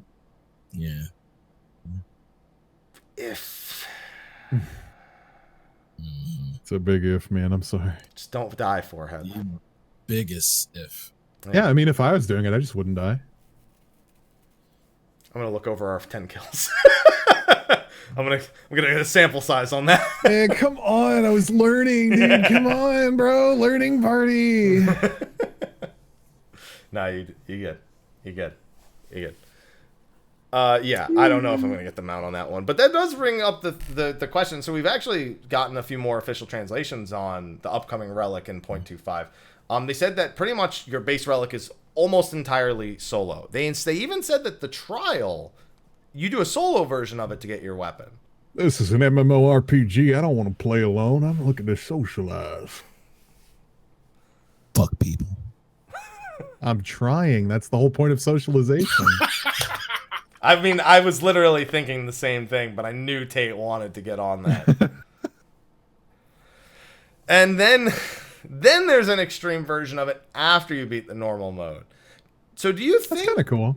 But so what's the point, though? Like, are all of your subsequent relics going to require the EX after the first one? Or is the EX going to be for just, like, mount? Yeah, what is the point of the EX? That's a good question. Is it just there, just as, might as well, hey, do this? I'm guessing that you need totems from it to get subsequent relics. Like, I'm guessing the first one's free from doing the story. Yeah, maybe.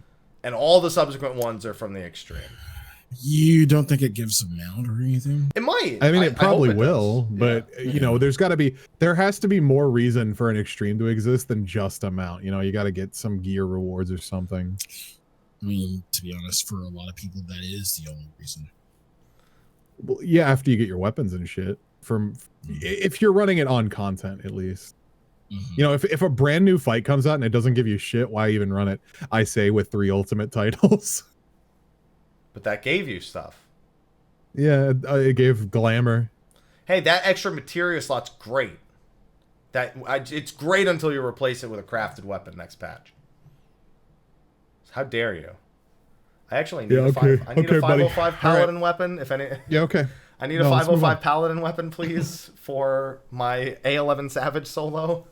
Please. Yeah. I need it. I got to enrage. I just need the damage. Okay. Yeah. I mean, I guess a mount is reason enough to run in the X trial if it exists, but it feels weird that they would use resources for development on an EX trial that only gave a mount, Yeah, that's why I think it's going to be for other. I mean, it could also have accessories. Who knows? They've done that. I feel like they made that. I'm not even going to call it a mistake, but they've done that before. Somebody in chat pointed out Bismarck. Yeah, I think it was like 155 weapons. Or like you just did Bismarck weapons. just to get the Ravana, and then you farmed Ravana weapons because they were better. Yeah, and then after that, they stopped doing that. So yeah, then they did accessories and a weapon split, which I think is really cool. Yeah, I mean, they could do it again. They're gonna be. I don't think they'll do accessories. Like, they'd have to be no higher than like 485. I think if they did accessories. Yeah, that would be weird. I think it'd be really weird. I don't think it's a weird time to introduce accessories at that high level. Yeah, I think it's just gonna be your first weapon's a gimme, and every subsequent weapon is do the EX trial if you want more than one. That makes sense. Which might fuck people, like, because there's gonna be some people that just then say, "Well, I guess I'm only doing one weapon. This sucks. I normally do multiple weapons, but Unless maybe there's like a weekly lockout on the solo quest. They could do that. They can make it so like the EX trial, you can farm it as much as you want, but like there's a weekly lockout on the solo quest. Why would that fuck people? Are you just there saying, are like, a lot of people that have no interest in doing like EX level content that want to do relics. Okay, yeah, that's fine. That's it. But they want relic. Yeah. Go ahead. Go ahead. Just I know what you're thinking because I share the sentiment, but I understand those people exist. I don't want to sound elitist, but why do you care about gear if you're not gonna do the content the gear's made for? It kind of sounded like late '90s Adam Sandler for a second there. I don't know how else to describe it. I would appreciate if you never compared me to Adam Sandler. Hey, late '90s Adam Sandler specifically. We were naive is the problem. Hey, Uncut Gems is pretty good. Yeah. No, it's fine. I could still watch those movies. I'll still laugh at those movies. Don't judge me. I just won't laugh at any of the new ones. Selective. Yeah, so I don't know. That's my prediction for the next EX trial. And I really want that, because now we know what scenes from the trailer belong to Bajda and what doesn't. And I need it in my life now. Nobody shares that sentiment? No, what did you say? I feel like I disassociated. Disassociated? Is it because of the Adam Sandler thing? Yeah, I was just thinking about Adam Sandler, man. Sorry. I was like, do I like those movies? I don't remember. 90s is a long time ago. I was saying that I really need the relic weapons in my life. Not even because of the relics, but because I need to... Because now we know what scenes from the trailers are from Bajda and which ones are like red herrings and whatnot. I need those scenes in my life. I need that story in my life for the resistance weapons. Badly. I'm pretty interested in everything about the story for that whole... Like, it's going to be like the whole... What are they called? God, why can't I remember anything? I don't know. Give me a reference point and I'll help. It's the race. The Hrothgar? Not Ronsos. Hrothgar, yeah, that's the one. I kept wanting to say Ronsos. I mean, you would have been right. You would have been right. Like, that's where the relic is taking place, right? Like, we're getting a lot more info on like Hrothgar homeland and stuff. Yeah, Bajda, which is located in Ilsabard and is the home place to the Project Meteor. That I mean, I might be a little bit biased, but I'm pretty interested in the whole Project Meteor lore. Outside of 1.0 stuff. Sly? I'm interested in Tartarus. Yeah. Yeah, I know you are, Mr. fucking Persona guy over here. Mr. Persona nerd. I like Persona too, but you're like way more. I bought a Vita specifically for 4 gold, and I just never got it. It's just I never bought a game. It's because I bought it, and then the memory card costed $80, and I didn't have $80 for a fucking Vita memory card was a big mistake. I have a PlayStation TV for that. Yeah, same. Lost Tech also. But I bought a memory card, and then I didn't have enough money for the game. Back in the day, PS TV was like $45. Now, like, you could sell them on fucking Amazon for like $250 because they don't sell them anymore. Dude, that's like the cost of one like streamer's revenue on a Prime sub. Use Twitch Prime and you can buy P4 Golden for Tate. What? I don't know this. What that Give him is? a PS TV. What's a PS TV? It's literally basically it's a Vita that you can. Well, let me. Like, I have mine. Yeah, it's like a Vita that is not. That's like a console. It's a Vita that you can like put it has like a power brick and everything, and then you put an HDMI cord, boom, you can play on your TV.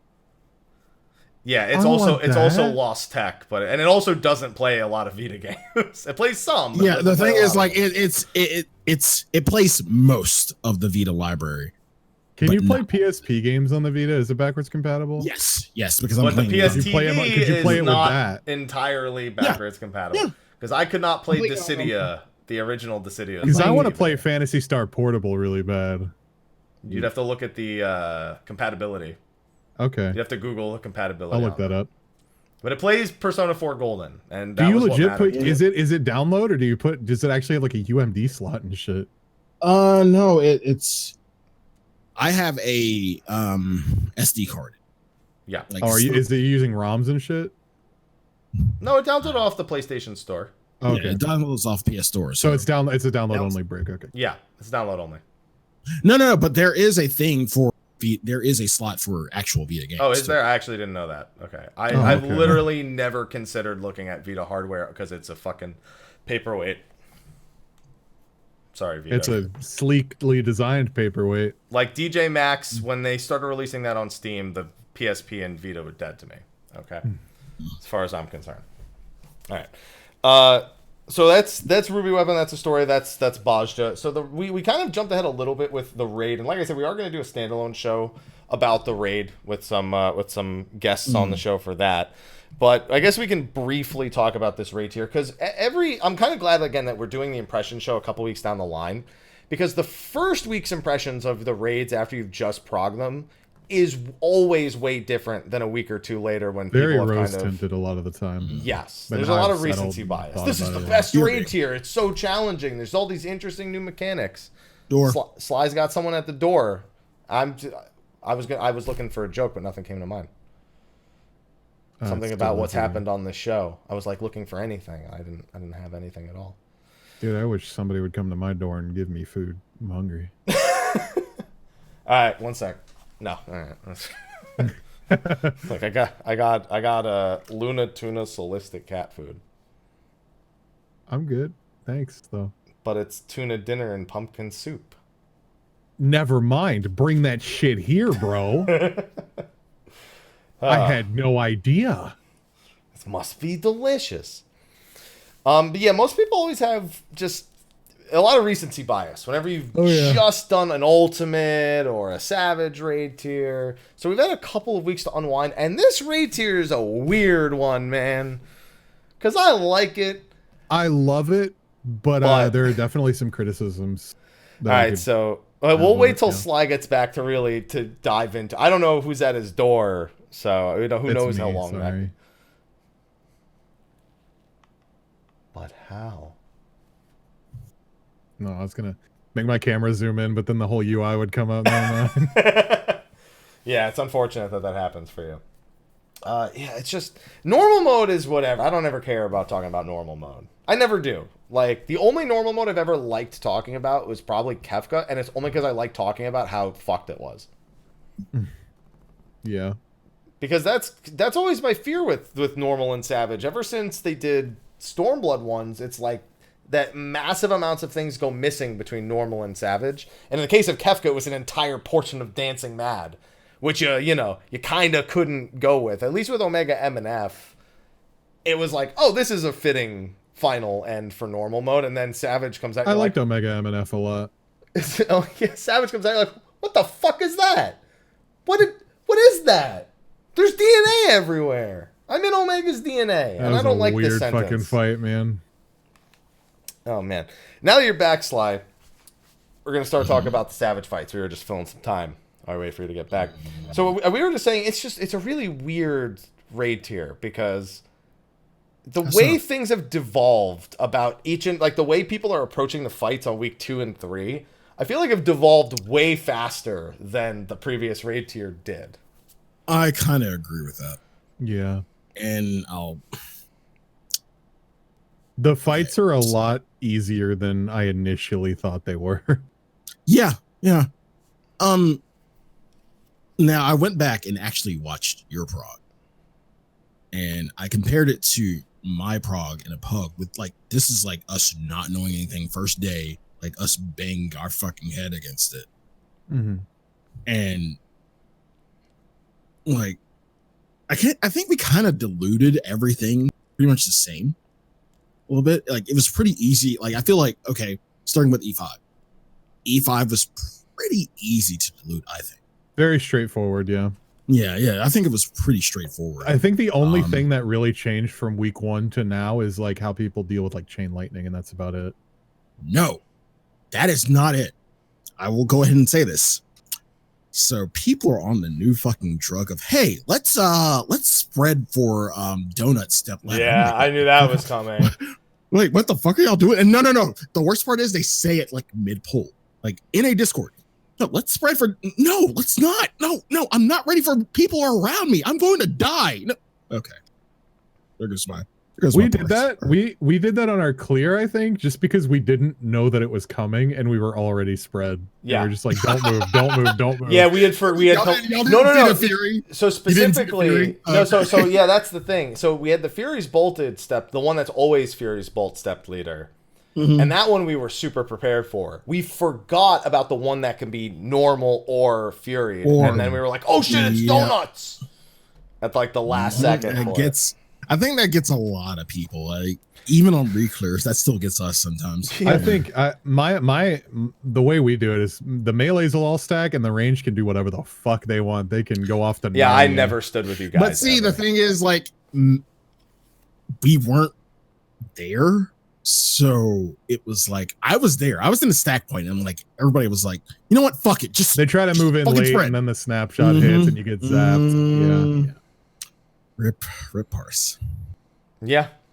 You know, the funny thing is the reason why people forget about it is because they're just so glad everyone's alive.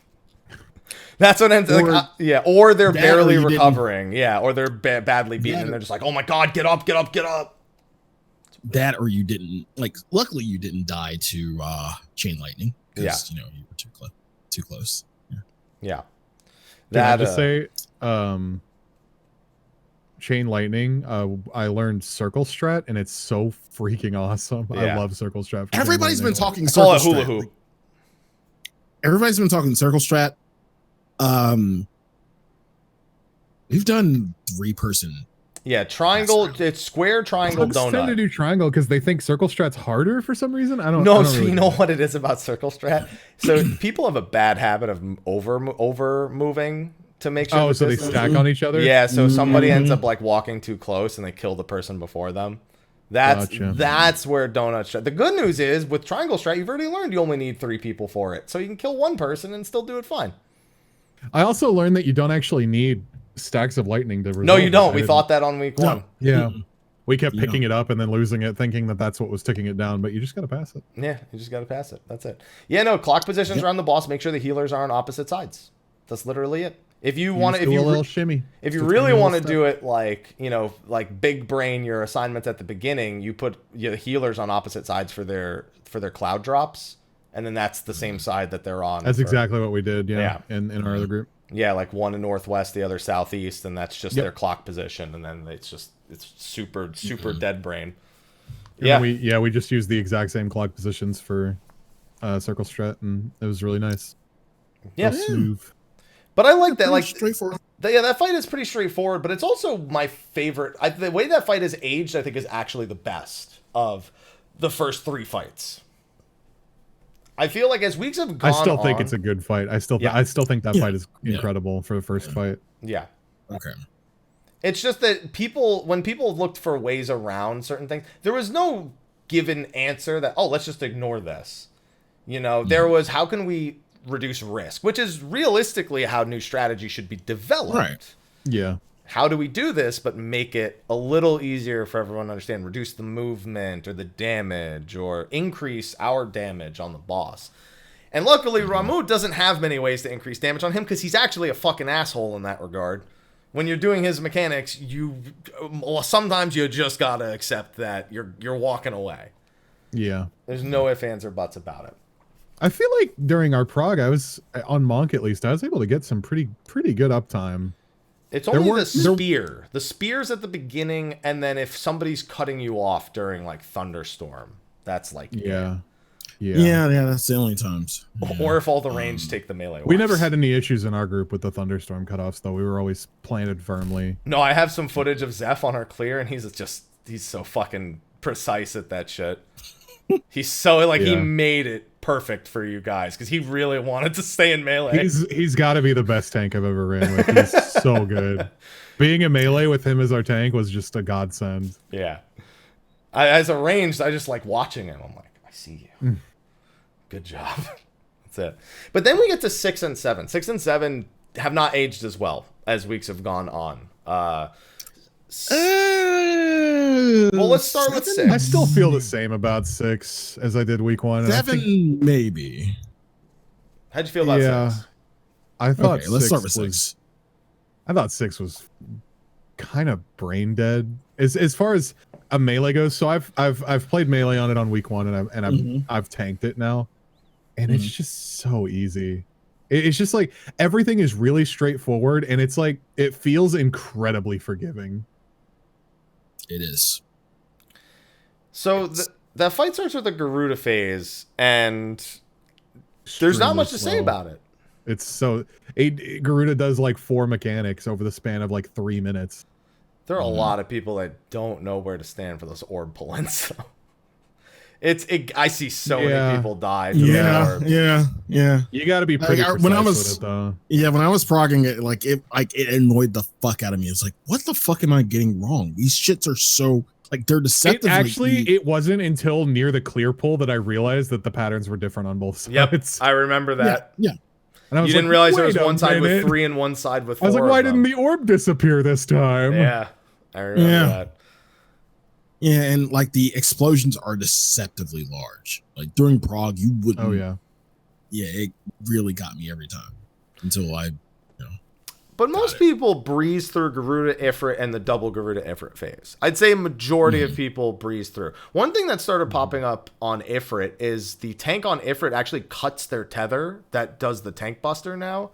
And it just goes to somebody else. And then he does the follow-up, the instant incineration thing, the red marker. And then he just goes back and does that on the tank. So you know how we were doing like a swap between the Garuda and the Ifrit tank, Tate? Yeah. People don't do that anymore. They literally the Wait, Ifrit what? tank. So at the same time, Ifrit does Hands of Hell on the main tank, which gives you lightheaded, and then he follows up with the tank buster that gives you the lightheaded again. People just the tank with Ifrit just cuts that tether now, and it goes to somebody else because his punch Hands of Hell doesn't hurt very much, but the one following it is actually a tank buster. I never thought Or Hands of that. of Flame, sorry. Yeah, that's because I was wondering why the fuck are these orbs here at this part? Like, why are these orbs that cut tethers here? We just ignored them. That's actually pretty cool. Yeah. So that's what I've also seen. That's the one where okay. You're talking about the one where they're freshly split, right? Yes, they literally like where you're fighting both of them at the same time. Yeah, That's literally the first thing that happens. Oh my god, yeah. The way we fucking deal with that is, I'll have the other tank. Like they'll Voke Shirk right before that, and they'll have aggro, and then I'll Voke it off of them. Which I still think is really easy. They'll take both of them. Yeah, either way is totally fine. But that's fucking genius. That's awesome. Yeah. I guess I like it more having the other tank take it, just because positioning is more consistent that way. Instead of having him just dash to a random player. Well, most people have everyone stack, so it's not going randomly. Oh yeah, someplace. That's fair. Yeah, that's awesome. Because it doesn't hit very hard. Like it'll give everyone lightheaded, but it doesn't hit very hard. Yeah, it does like 10k or something, 10-20k. Yeah, it's the follow up is a tank buster. That's the only thing. I'm gonna have to try that next time because we didn't clear it yet. We goes to the closest person. Also, I'm being told he doesn't go randomly. He actually goes to the closest person. So if you want, you can just have somebody stand right next to him and he won't move an inch. Okay, all right. Yeah. I'll bring that up next time we go in. That's awesome. Yeah. So that's something I've seen that's evolved. I think those kind of evolutions are really cool. I think the double tank. I think the tank having both of them is actually probably going to be better for uptime though. I think I don't have to leave to break the tether. Yeah. Well, if you do it correctly, I'm not going to do that shit strat. You don't have to go very far to break the tether. The tether's pretty close. I don't care. I'm not leaving the boss, bro. You don't have to leave the boss. You don't have to leave. If it actually spawns right next to a tether cut, if I remember correctly. So you can literally just be like this, and it'll just cut through. Those first 3 phases just go so quick. But at the same time, they're like half the fight. Yeah. It feels like a really short fight. It does. Yeah. Which I don't think I mind very much. It keeps it from getting really stale really fast, I think. Yeah, I agree. Yeah. To me, E6 was basically just a mechanics check with a little bit of DPS. I still like the fight a lot. I just think it's easy. Yeah, agreed. One thing I had to kind of temper myself to do in first phase, especially, was not fucking jump on vacuum slice. Yeah. See, you should have learned that lesson. You should have learned that lesson. To pull it out of it first and then do it. There's 2 places you should have learned this lesson, Sly. Never do. You should have learned this lesson on Leviathan when he splits the arena. I have a clip where I shoulder tackled straight into it. He sure does. Yep. And then on Titan, I've seen so many tanks and gap closers used to unfortunate end. So, yeah. And you think you have that little bit of fucking hitbox to work with? You don't. No. That AoE's big, man. Nah, fam. I think in Whoops' clear, I think in our clear, Whoops jumps into it. I think he does. And dies on the clear? He either dies to the... So he definitely dies because I have his perspective. But I think... Okay. But I don't know if he died from... Because he did a regular jump, so it sends you forward and then back. I don't know if he died to being too close to an orb during that, because he actually does it as the orbs are about to explode. Oh, yeah. Or if he jumped into the thing and it sent him back and killed him. I have to look. But he died at that exact point. I'll check with whether or not he took damage or if he just ticked down to 0 health. So he might have gotten really unlucky. But the last phase, even the first half of the last phase is like still kind of not until you get to Conflag Strike does everything really fall apart. That's probably the most frustrating thing about the Conflag is a cool mechanic, and then it's over, you know? I don't like... I think everything after Conflag is cool too. Yeah. But Conflag is like really, in all honesty, maybe a, second mechanic, because you've already done all the shit before it, and then Conflag hits, and you're like, get behind. No, people don't remember. Yeah, everyone does the split damage. Are the orbs baited to DPS during Conflag specifically? Yes, they are. Orbs? He means the tether cuts. Yes. Yeah. They always... I have all of our footage has them aiming directly at our stack. Okay. Yeah. Because I'm sitting here like, I don't know, the healers and the tanks, like if one goes through the healers and the tanks, fuck. The whole mechanic. It can. I see a lot of groups specifically... groups that are, I guess, are a little bit more comfortable. They actually have the tank and the healer go to the side that just straight up doesn't have the orb, because then there's literally no way that it can go wrong. When we did it in Prague, I don't think we did that. I think we just sent them both north. Yeah. Yeah. We sent them both to their tornado regardless of which side. Like they just stayed on the side of the boss that we assigned them to. Yeah. And that worked because we had we just had the tank and the healer just stood directly next to each other. Yeah. They had only like a step between them. But man, I feel bad for tanks on that mechanic. They're just like, I'm just gonna stand here and get hit 5 I literally times. One of the pulls. I have a clip of it. I just finished editing the E6 Prague video, and it's just like we're doing that mechanic, and Pharaoh's just like, "How's the uptime, Zeph?" He's just like miserable. Yeah, because I don't think he had a request cat window for that. Even if he did, I don't think it lasts the entire time. No way. It's like 10 seconds. Yeah. It'd probably be like perfect if you start right there. In chat, someone's like 8 fucking shield lobs. Oh my god. Yeah, that's pretty rough. Yeah, I feel bad for tanks. I mean, don't get me wrong, not having uptime on a boss is like, that's not always bad, but it is just boring to just only be bait. And be nothing else but bait. And the healer just watches you like, that looks like it hurts. Are you doing all right? Pat him on the shoulder real quick before the next one goes out. Be like, let's see, can I do it? Oh, right between it. Oh. All right, let's go back over there. We got a stack. There you go. Interesting thing I learned after doing normal and savage a few more times. Those enumerations are not enumerations. They are a minimum of the number of people you need in the stack. Yeah. So what I've seen people start doing... You can put like 4 people in it. Well, you... Wait. I'm sorry, what? You wouldn't want to do that probably, but you could. You could theoretically, yeah. I'm not saying you should. I'm saying you can. So, yeah. So basically, all that matters is at least 2 people take it. But the thing is, there's 4 of them, so obviously you're designed to do 2 people in each. But what can happen is, let's say you have no faith in your group. Let's say this. Let's say the DPS all died. They got their tethers cut. Right? It's only the 4 tanks and the healers. They're each going to get one of those markers, and they can't stack on each other. If the healer goes behind Ifrit, and they can actually healer LB3 after they come back down because there's no follow-up AoE on that. Or you can save just a healer behind the boss and say fuck you to everyone else and just somebody in my chat the other day said that you can use dead bodies to resolve that mechanic. I wouldn't be surprised. Really? I don't give it a know shot. how For the true that is. enumeration? Maybe your chat can confirm or deny. Either I haven't confirm or had deny, I haven't or had I'll a go chance to test actually it. test it. Yeah, but somebody said I'm gonna you try just that stand on a some. dead body and it'll resolve the enumeration. I don't believe it. I don't personally believe it. Yeah, I'm gonna test it for science. Because I feel like I was looking specifically while editing. I like that I was standing on a dead body by myself and I got knocked out. I just I'm got pretty sure you immediately can. impregnated. But Yeah. I don't know. Well, dead bodies are usable, but I don't know if they work for that. Like, for example, a dead body pulses AoEs on Shiva. Yeah. Right. Yeah. So, but I don't know about that. I'll take a look on that later. I'll look for footage that suggests that or otherwise. Yes, dead bodies do pulse out a stepped leader on Ramu as well. I know that. There's that too. Yes. That I certainly knew. But there are ways to kind of cheese the conflict strike enumerations. And then the last 3 sets of mechanics are pretty fast-paced and fun between the tank healer tethers, the DPS tethers, the tethers that need to be spread and cut, and the AoEs and the eruptions.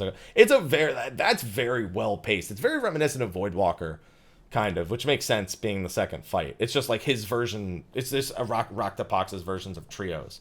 But then the Enrage is kind of not interesting. It just happens so fast. Yeah. Well, it's one of the only enrages that, actually one of 2, because Shiva does the same thing, that occurs after completely avoidable damage, essentially. Like E7 and E5, like E5 is Judgment Bolt, Fury's Bolt, Judgment Bolt, Judgment Bolt, Fury's Bolt, Judgment Bolt.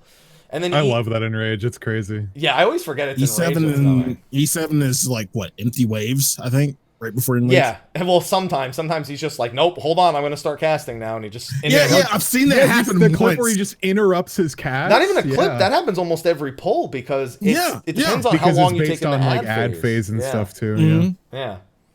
And then E6 is and E6 Raktapox is just like, I guess I'll do 2 conal AoEs twice in a row and then knock you back. Is that fine? Okay. Yeah. And then everyone forgets that the knockback is coming, go into the fucking wall every time. That was close on ours because we were on the wall and then he went to the other side. Yep. Yeah, that almost happened to us. I remember saying, watch the knockback, and I saw 2 people die, and I'm like, that's not good. No pogs here. E7 is the fight that's probably devolved the most since its first week.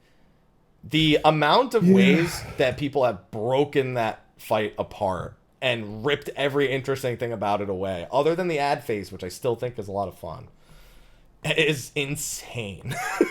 I think the ad phase is fucking boring in my Well, I mean, opinion. like with the portals and stuff, there's only 2 possible combinations or some shit, right?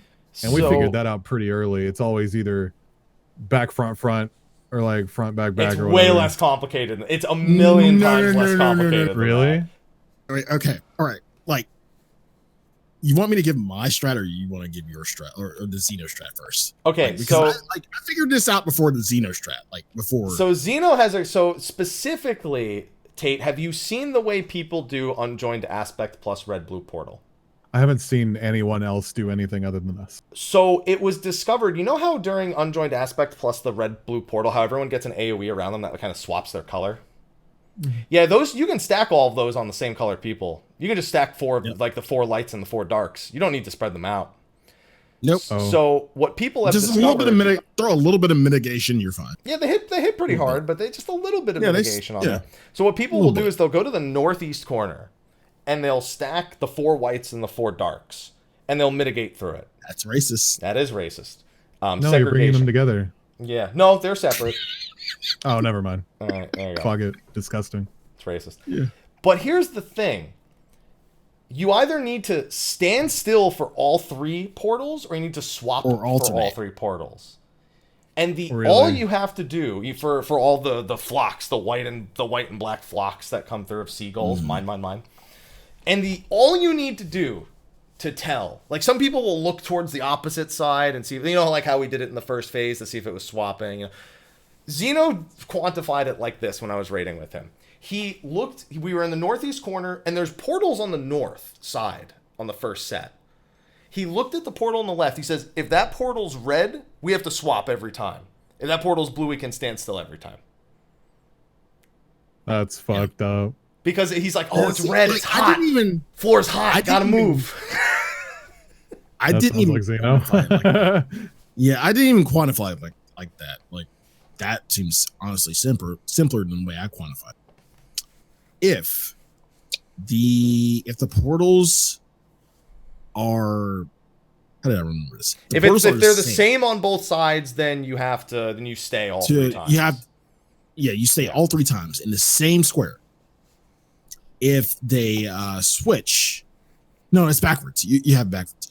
If they switch on the first one, they switch on the first one, you stay in the same square no matter what. Yeah. That's a little disappointing. Yep, that's how everyone feels. Like literally, as soon as you identify a way for them to identify which pattern it is, you either do this with the 2 groups, like swap, and then you're done, or you literally bait the AoEs and you stay. That's it. That's the whole mechanic. You don't need to think about anything else. You just need to know which side you belong. I had someone come in my chat and say, "Sly, how did you do it?" I told them exactly that. I'm like, "Holy shit!" And they were like, "Holy shit!" Like this PF got it. Like after you told me that. That's it. It's so dead brain. It's so brain dead. That's like the one thing that gets people. The only other thing that still gets people is the Omega Fists plus the towers, because the DPS is kind of the DPS, which color they get is a little fucky there. So sometimes people panic and they don't know, like, if they're going to a tower, if they swap to get a thing. That's the only thing that still kind of throws people. But realistically, the only thing I can really praise about that fight anymore is the ad phase, and it's just for doing an ad phase that isn't lame. I like the whole boss movement plus stack damage markers plus AoEs to dodge plus donut plus chariot, or dynamo chariot mechanic plus the teleport mechanic. I liked the A11 Savage. I'm sorry, the turn 11, not even Savage, the turn 11 ad phase, and this is like an up-to-date version of that. It was a nice little throwback. It was fun. Yeah. But you didn't like it, Sly. You said it was boring. It was. I like the whole merry-go-round of clockwise, counterclockwise, stack, then stack, yada yada yada, stack. Away with the close or go to other ad, yada yada yada. Now we'll say one interesting thing did happen one time. It happened only once. I don't know why the fuck it happened, but after we killed all the ads and we were getting ready for the big hit right before it comes back up. Everybody's full. We're all full on HP. I don't know how the fuck this happened. That the AoE hits. Everybody, gets hit, and that's fine. Yada, yada, yada. I somehow fucking die from shit. Sly? Did you elusive? No buttons were pressed. We were stacked in the middle. People got heals. We got healed up.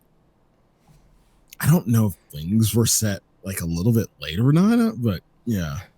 Sly, I'm willing to bet there's a shield that you didn't have. Something you didn't have that you were out of range. Yeah. That's what'll kill you in those instances. A lot of people don't know when they miss something, or somebody was slightly out of range. And we're all sitting there laughing. I notice the fucking DPS go 8 miles away when they get meteor stream, and I'm like, I need to save you. Get over here. We're all sitting there laughing our asses off. And I'm like, wait. There was mitigation, right? People had wings, people had veil. Yeah. Question mark, question mark, question mark, and question mark. Exactly. Yeah.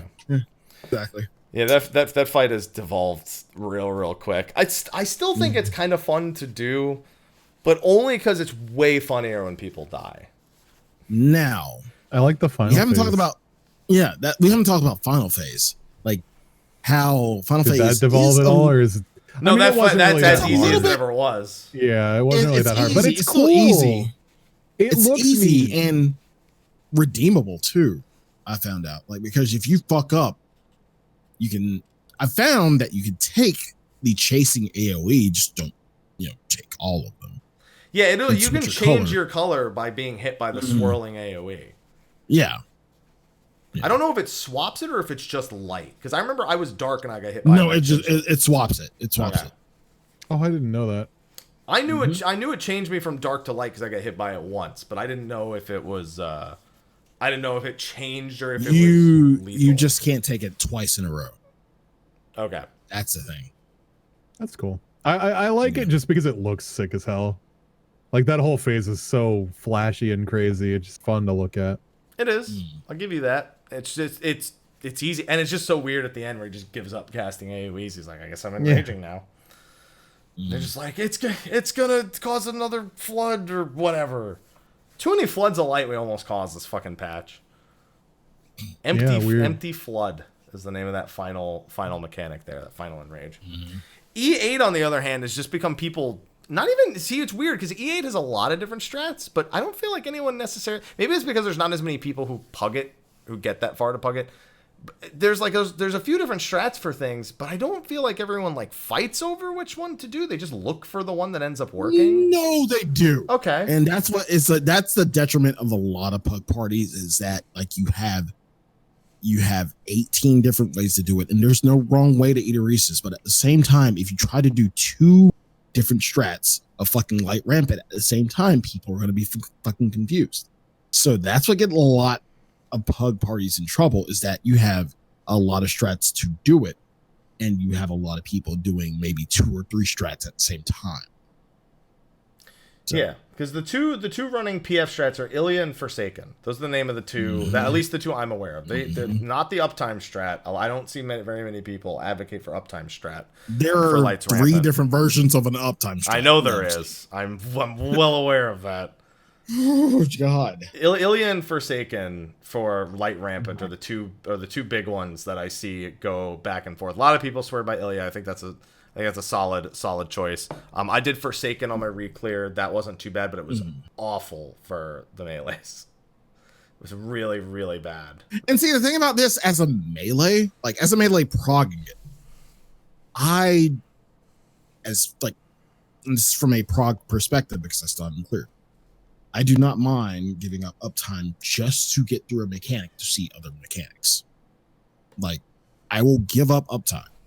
I will give it up. I will give up GCDs just to see other mechanics. People are like, no, fucking uptime. Like, bitch, we haven't even reached final phase yet. What the fuck are you talking about? I agree with that. Yeah. So, like, the whole uptime strat to me is just, like, I'm down.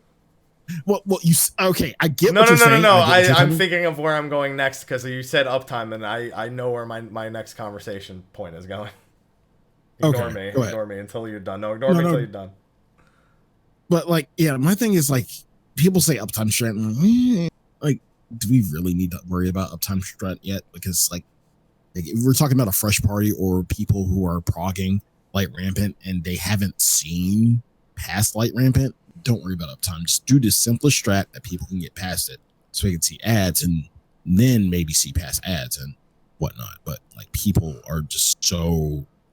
don't want to eat that fucking GCD, and that was the thing about fucking E7 that we didn't even really hit. Like, my thing, like at first, like when I was progging E7 and I fucking abhorred Away with Thee because I had to give up so much just to fucking be safe and take the teleport and not kill someone. Like, I hated giving up that GCD, but I was like, fuck it. Let's just get through it and just get through the fucking fight. And you did it. Yeah, well, I was more receptive to giving away the GCDs and just, like actually getting through the mechanic. And then everybody else is like, no, I need my fucking GCD. Get through the fucking thing. I mean, that's why I play range now, because I got tired of trying to think about uptime because I'm like, fuck it, you guys worry about that shit all you want. Right. So I went back, and that and it's dead brain easy, and I can talk to my Twitch chat while I'm progging. That's the other reason. I'm not kidding. It's fucking dead brain easy to play Dancer and fucking anything. Yeah. So the thing is, it's funny you mentioned uptime because the new thing for so I think Win Logon's raid group. I think that's the person who's in the raid group that I first saw this on. On the knockback mirrors, people are now just leaving her wherever she teleports, and you do a perfectly timed arm's length or surecast, and you just stand still for both of the knockback mirrors wherever she is instead of dragging her all around. I've seen that. That's fucking frightening. Yeah, I got that timing down during our prog, and I just don't get knocked back anymore. Yeah, so practicing that during prog, even if you're doing it the normal way, is pretty important. But now that's like, if you have all 8 people, so if anyone screws it up, people are dying. No, I don't agree with doing that as a full strat. It's a lot of fun. I think you should hit it. It's a lot of fun. And still adjust. It's a lot of fun. Dude. Arthur's we did it last week during our reclear because we had seen the Win Loguns and his raid team's team do it in a Twitch clip, and when we got it, we were just like, oh my god, that's so good. And now I don't think anyone ever wants to go back. The extra one GCD you get out of that's great. No, it's just nice. It's nice for everyone that just doesn't need to move. Like the tank gets to stand still and not drag things. Somebody has to chase it. The casters don't have to worry about anything. They just stand there and heal. I think the tank still has to move to protect the second group. But yeah, they gotta be the first in line or whatever. Like fifth in, like they're the first in line of the second group, which makes them like fifth in line or some shit like that. Which I still don't even know if that's actually what kills me. I've given up trying to we spent so much time on that. Who knows? Just put the tanks in front. Yeah, fuck it. That's what we ended up doing. We just once we found something that worked, we did. And other than that, I don't think islets changed. I don't think anything else can really change. The fight's pretty set rule wise. It's really light rampant. And you can't even really change Icelet. Like, we had an uptime strat for Icelet that was kind of scary for a while. We just let the melee gap close. I think Whoops refused to, and he just let Tate do it, so Tate had all the room in the world. He started trying near the end. Okay, yeah. And because the ranged, instead of dodging in, they could just dodge, like, left and right, like, away from the group, so the melees could just, like, loop around without hitting the tanks or something like that. Yeah. But it was the spacing was really tight. It was really, really tight. Popping, you basically, if one of us didn't have sprint, or like we accidentally used a gap closer early, or just like, fuck it, nope. Do it safe. Yep. Yeah. But we did do uptime. We had a lot of uptime strats in our initial prog. Like we had the scythe kick strat where you actually pull her to a mirror, so all the melee. That was solid. That was really good stuff. Yeah, that's where Sly, where if you get axe kick first and she does scythe kick and mirror, you just drag her next to a mirror and the melees just stay on her the whole time.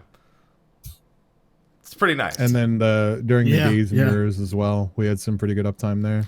I've seen some better gaze mirror uptimes pop up. Oh, really? Since then, yeah. I mean, it depends. I've seen it get people also. I think it's just people don't respect it. It's a hard mechanic. Yeah, you just got to respect it really hard. Anytime anyone got stunned by that, I'm like, dude, on Dancer, I just turn around and start using AoE GCDs. I'm like, fuck I just drop the GCD if I don't think I can get it. I don't even fuck with it anymore. Yeah, it's not worth it. It's definitely not worth it. But that was I had a lot more fun with this than I did with Titan, personally. Which is weird because I actually fondly remember a lot of Titan mechanics and Titan was great, but Shiva, I feel, is just a step up, like in every direction.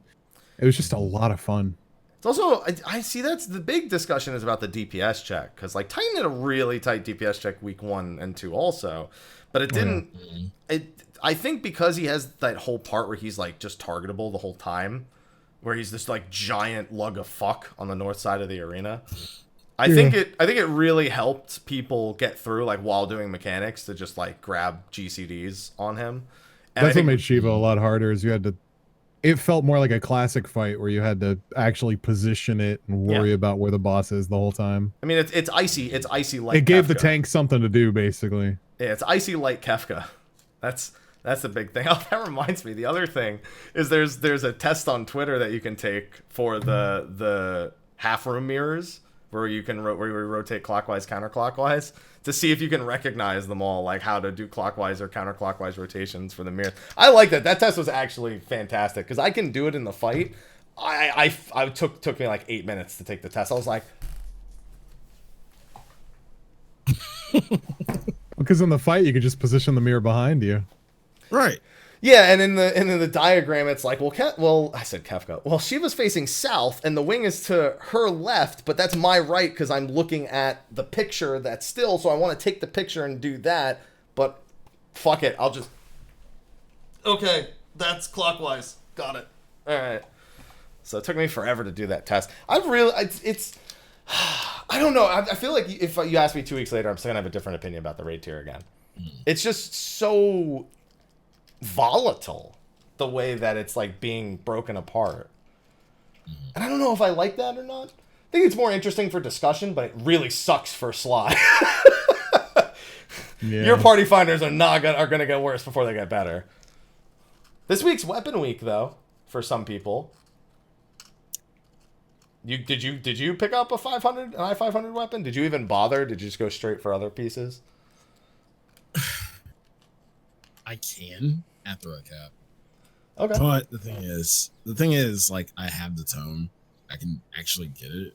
I think I got the tome too. You sure did. Yeah, I got the tome. Like,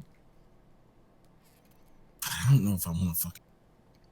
It's a lot of tombstones. I want to put this in perspective for you, Sly. You're pugging, and it'll be 8 months until the next raid tier comes.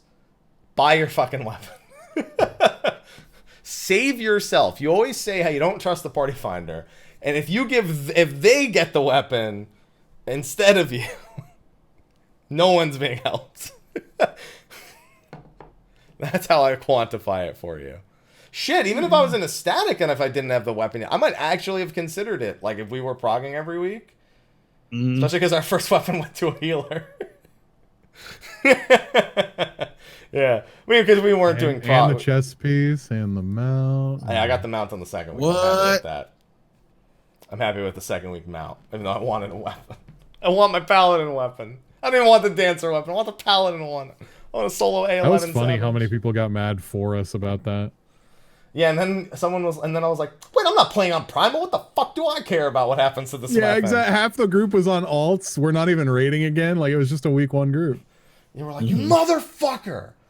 What about for next week? Oh, there's no more next week. That's right. What the fuck are we talking about? Yeah. And then we were all sad because we had post-prog depression, which is real, by the way. Oh, yeah. Yeah, that is an actual thing. Like, I've realized from y'all, like, y'all get really fucking depressed about this shit after like There's y'all nothing are to like, do. Yeah, the first day after you finish, you mentally just prepped for the last like 3 months for this, and it's gone in 2 days. Hey, for us it was and 4. I'm just sitting here like, no, I gotta play the game. wow. It's like the opposite of the World of Warcraft episode with South Park. They're like, now you get to play the game. Like, no, I gotta play the game. No, it was It's like I think it's a lot of It's not even like that I don't have anything to do. It's like you get used to just getting in Discord with 7 other people for the entire day for like 3 or 4 days, and then suddenly you're just fucking lonely for the rest of the week. And I'm just like, I miss my friends. So how you guys doing? What are you guys doing this weekend? Hey, you want to watch Castlevania? Somebody's like, hey, anyone have ether alt? You're like, yeah, I can have it. You start drooling at the mouth. Yeah, One person says no, and it all falls apart. Yeah. It's me. I said no. You were drooling at the Otherwise, it's mouth just- in your brain, but not your real mouth. Yeah, but otherwise it's just, hey, what's going on? What you guys been up to? Yeah. Guys gonna be playing Castlevania? 6 tier in like 9 months. You guys would have watched Castlevania together? It just came out last night. I gotta watch that. Oh shit, I know what I'm doing tonight. There you go. Yeah, you did. Hey, Something about toilet paper? I don't know. That's. Yes, I can't say. Oh, okay. Oh, I I thought haven't he was seen it. I just have no talking idea. about watching it like on his iPad while shitting. I thought that's where that was going. No. There's a joke and Well, if it's a like toilet paper joke, Tate will be right on it. It Wipe is. that one up real Yes. quick. God damn it. I get it. Yeah. Good but job. yeah, that's pretty much 5.2 for all of us. I don't think we really missed anything. Did we miss anything? No, we covered all the things you didn't want me to talk about and all the things you wanted me to talk about. So. Yeah, so that's right. We didn't miss anything. Right, course. exactly. But- Yeah, without diving, like we could dive deeper into anything, but there's not really much a point in doing all of that. Obviously, Tuesday we have Ishgard Restoration, we have Diadem, 3rd time's the charm, and then we in a few weeks we should have the Relic. We should have the story for that, which is of course exciting, as well as our initial relics. Which I by the way, what are we predicting? Relic weapon item level? I'm guessing 485. That's my prediction. for the starting step. 485? Same as For Ruby. the starting step, I think we'll probably be able to get it to like 490. Honestly, Yeah, I was gonna say a little bit higher. like immediately. It'll probably start at like 480, then maybe upgrade to 490 this step. If Well, there's not really much of an upgrade process. The step is the thing. It's like the Yeah, A Realm fair. Reborn relic, where you just do the quest and at the end, That's I think That's it'll be one- 490 personally. yeah, that's why I'm saying 490 because like we already have Ruby, so it makes no sense to release something that's the same. Well, as it does, Ruby. because not everyone does Ruby Weapon. That's my thought. That's the way I'm thinking. They're like, well, this is for people who don't get it. Sly, there's made a it- lot of people who don't get Ruby Weapons. That's fine, but But I have a Ruby Weapon. yeah, but I have a Ruby weapon. Y'all have a so fucking easy to get a Ruby weapon. 45 is my guess. We'll find out soon. Probably March 31st is my hard prediction. Same day as P5R. Yeah, good luck getting me to fucking do that. 24-hour stream, Sly, come on. Nope. 22 hours of Persona and 2 hours for the Relic. Can you give me 2 weeks? Can you give me 2 weeks before shows on that one? Because I mean, there's Final Fantasy VII Remake and 10 days after that, Sly. Might as well just do a 7 Remake show at that point. we'll see. I can't wait. I need to play the demo. You sure do. I do too. I keep fighting with myself. I'm like, if I don't play the demo, then I can just experience it all in game blind. But if I do play the demo, that's some stream content beforehand, and I can get hyped for the game. And don't forget, if you're in the U.S., I'm not eaten these Butterfingers yet. I don't know when I'll eat them, but I have them. It's gonna be Why? a hell of a fucking sugar What's high. Because why? there's a promotion. Yeah, there's a promotion. If you going buy on. 10 like Butterfingers, Crunch Bars, or Baby Roots or whatever they're called, because I don't never eat those. I don't like them. You get a theme, a PS4 theme. It's Tifa looking up at the sky, you know, the classic shot. And then they also give you like a couple of like accessories for when the game comes out, like Okay. game accessories. So I went and bought 10 Butterfingers. I've just got a I drawer. don't even like Butterfingers. Are you gonna do Crunch Bars? Me either. Oh, there we go. There you go. And then you send them a picture of the receipt.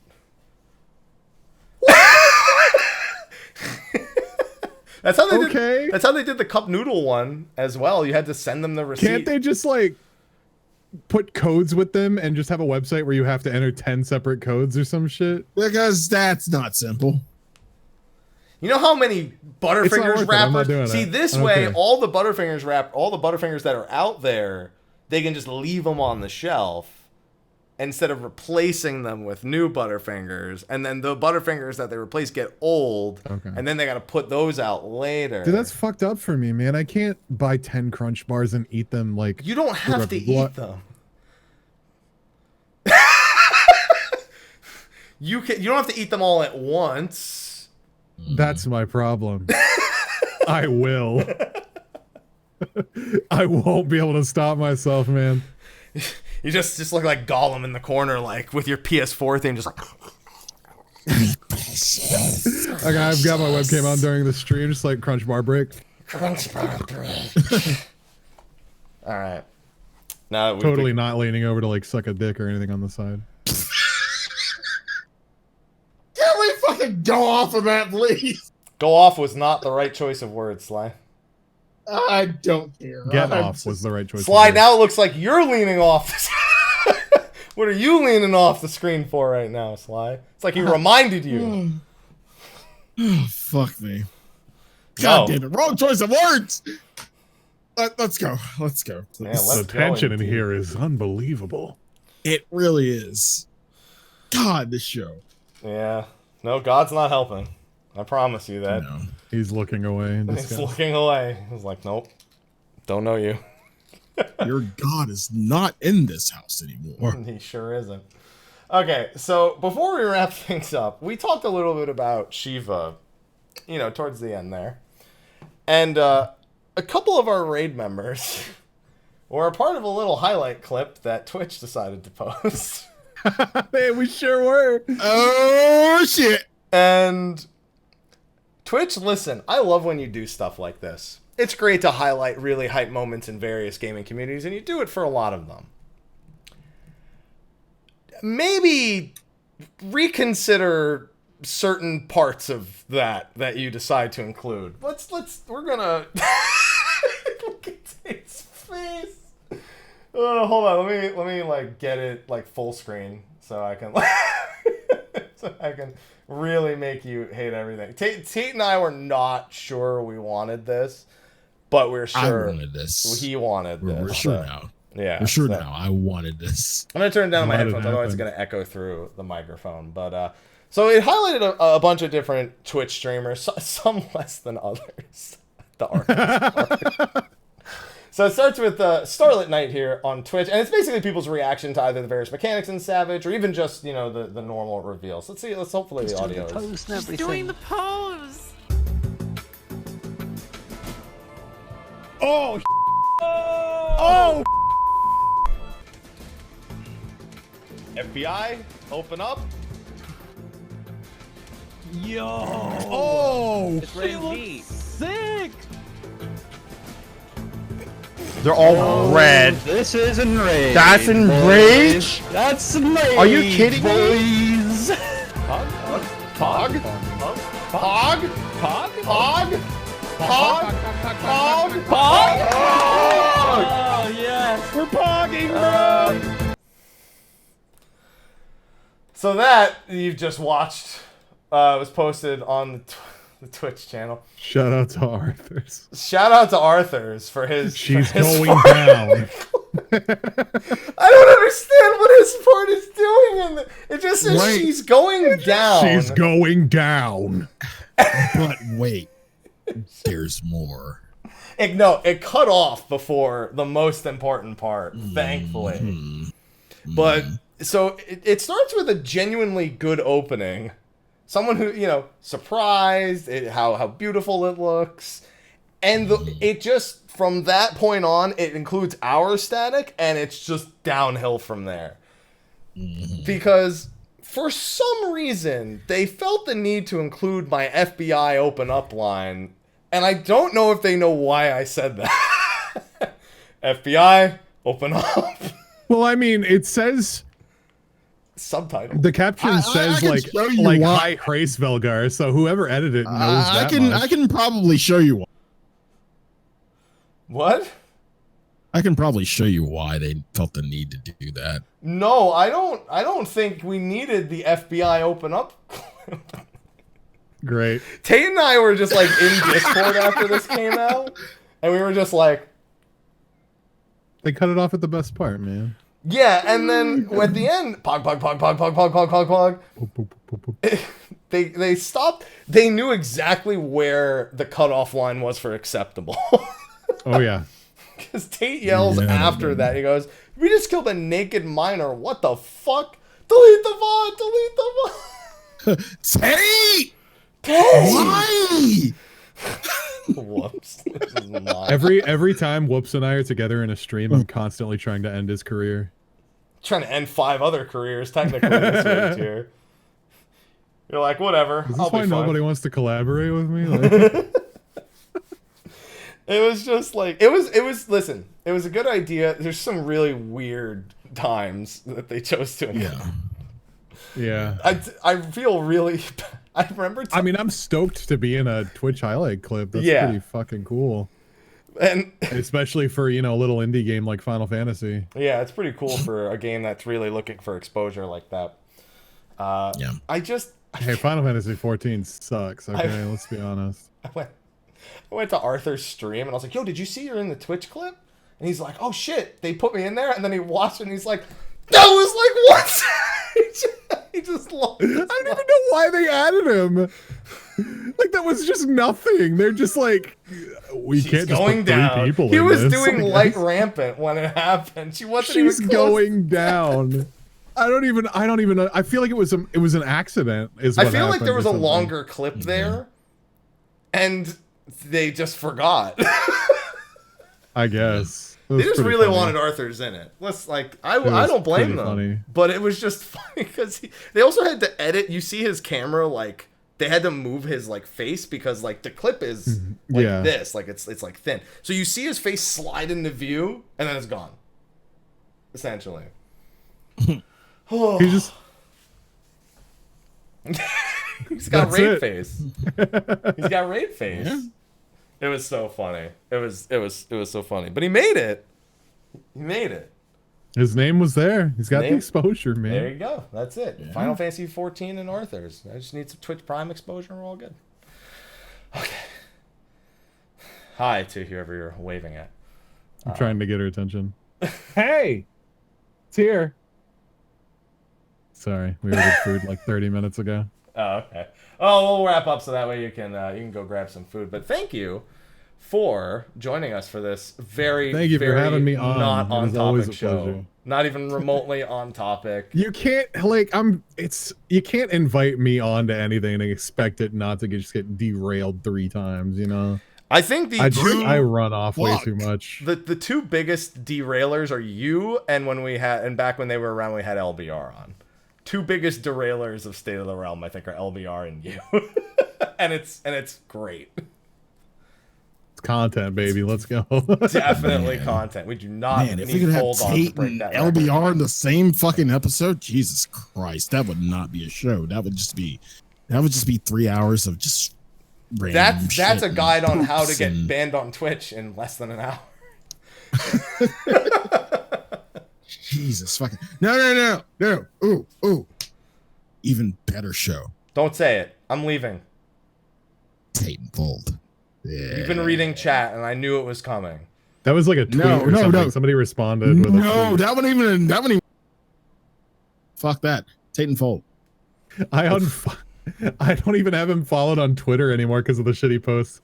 Like I had to legitimately block him at one point because I unfollowed and muted him, but Twitter had the audacity to be like things that your friends liked or things that your friends followed. And it was just like somebody can't shitting escape or something. Fold. You can't escape Fold. I had to block him to get rid of it for a while. Jesus fucking Christ. And I love him. I don't get me Oh wrong. my I God. love Fold. He's hilarious. But oh my god. But sometimes when you're standing in line at the McDonald's, you just don't need Thanos' cock on your phone.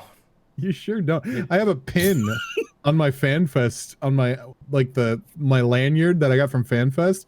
I have a pin of that face from the Thanos picture. I think I stole it from Cramp.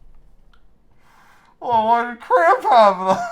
I mean, I know why. I don't know. Boy. No, we know why. We know why they I'll had grab it. it later. Don't worry about it. We'll wrap up so you can go grab food, Tate, because I don't want you. I to appreciate miss food it. any longer. All right. So on that note, I'm a everyone. growing boy. Yes, you are. Thank you for joining us for this very non-topic State Thank of the you, Realm. Stop it. This is a very non-topic State of the Realm. Before we wrap things up, thanks again to our sponsor, Steel Series, we mentioned at the top of the show and the giveaway, but of course we also have our patrons. Their names have been scrolling in the top right. I'd like to apologize to one person whose name definitely didn't make it onto that list because I forgot to add it to today, so I'll shout them out right now. Dunsmore, thank you. That's another premium sponsor right there. You did send me a shout out name, but I don't have it handy right now, but your name's not on that list. I'll make sure it's on for the next one. Of course, we have to thank our patrons of darkness as well, Khuja Cross on Jenova and Kurenai Oni, who still don't have new pictures for me, but at least I have the Sly picture, and that's all that matters. We got Khuja Crosses right there. That's always good. And then we've got, why can't it change it? Please, let me do this. Let me do it. No? Freezing again? There we go. Now it's going. There you go. There you go. Look at these. Sly, you Sly devil, you. Get it? Because that's your name. Oh, See, That's he funny. gets it. Yeah. that's good. Yeah. That was funny. Yeah. There Nice. you go. All right. And now we can finally sign off and thank you to our patrons, and now Tate can say goodbye, and then you can go get food, and then it'll be good. So Tate, I don't know if you know this, I lost all my nameplates because my hard drive crashed, but luckily I found the font that we use, so your name's still there. This just doesn't have any of the flair. I can change it if you want a different font or a background colors. We had Comic Sans in orange last week. That was great. Oh, I love that. All right, well, I'll make it Comic Sans in orange again. Fuck it. Fuck my effort trying to find the actual thing, I guess. It's fine. It's like, I just tell them where they can find you at. You could find me at Goldentot pretty much anywhere. I make YouTube highlights of all my stream content. Guides if you're interested in Phantasy Star Online 2. I'm going to make a few guides with that. And then I stream. And that's about it. All right, I gave you yellow. I gave you orange, then yellow. Okay. Thank you. All right, and I'm going to discard Beautiful. all those changes that I just made. Cool. All right. All right, Sly, where can they find you at? What are you up to right now? You can find me at twitch.tv/Sly, aka Greyfox, Twitter at Slythefox, everywhere Sly, aka Greyfox, youtube.com/development, Facebook, all that jazz, Sly, aka Greyfox. I'm just getting ready for Hell Month. Like, I was just really reminded starts. about Resident Evil 3. That's another one. That's Yeah, April 3rd. okay, see, it really starts next week. Neo 2. Not next ready. week. Neo 2 next week, and then like I get a bit of a reprieve before P5R. I get maybe 3 days, maybe a little bit earlier, hopefully. And then Resident Evil 3 remake, and then the rest of the shit that comes out in April. Ori 2. I'm not adding that. I'm glad that I didn't really care for Neo that much, so that's one off my list. I never played Ori, Yeah. but I'm told I would like it a lot. Yeah, people say that, but That's true. but yeah, getting ready for Hell Month. Tomorrow, I will be on with Fusion, the good folks at Gamerscape to talk about the same thing we're talking about today. Espake. Espake, yeah. It's like, But yeah, Like, Gamerscape, yeah. But y'all be talking with Gamerscape tomorrow about the same thing we're talking about today. So have a good time. well, Yeah. I'll get some sleep at least. Yeah. Thanks. Thanks, Gamerscape. Do it. Not gonna pass it along to me, Sly, like you normally do. No. So Hold on. Little, I remembered. I'm just choosing to forget temporarily. Talking about thank Cold you. Steel 3rd for anyone who's wondering and can't see the chat right now. Yeah. I'm like, that's March 23rd. And yeah, I'm choosing to forget that temporarily. But happy. Where can people find you if they live under a rock? If you can live under a rock, you probably won't find me because you don't have internet under a rock. You can find me, Mr. Happy1227, Twitter, Twitch, Facebook, YouTube, and Instagram. if you have internet, bro. Mr. Happy1227, Twitter, Twitch, Facebook, YouTube, and Instagram. Currently playing Pokemon Mystery Dungeon DX. Also, Final Fantasy 11 has a new patch next week. Final Fantasy 14 is supposed to have a new patch next week. Animal Crossing comes out March 20th. Persona 5 Royal comes out March 31st. I'm predicting the Relic will come out around that time. I'm not playing Resident Evil 3. I'm going to watch Sly play it instead so I can skip that. And then April 10th is going to be a Final Fantasy 7 Remake. I also have some other things in the pipeline, and I know Sly does too, but we're not mentioning them yet. So we'll come to that road when we cross it, and you'll find out what that's all about probably in the next couple of weeks or 2 or 3 weeks or something like that before the end of the month. And on that note, we're going to go let Tate eat. So we're gonna make the post show very, very short, so that way he can go enjoy his food. But thank you everyone for tuning in. We'll see you next week for Air Zivia. I'm waiting on Ethos' confirmation. He said he'd be ready for it, but I just want to make sure our boy is good for it. We don't want to force him if he needs a little bit extra time for it. And we have other show topics we can always do next week if it doesn't pan out. So thanks everyone. We will see you next week, and until then, take care. See you next week.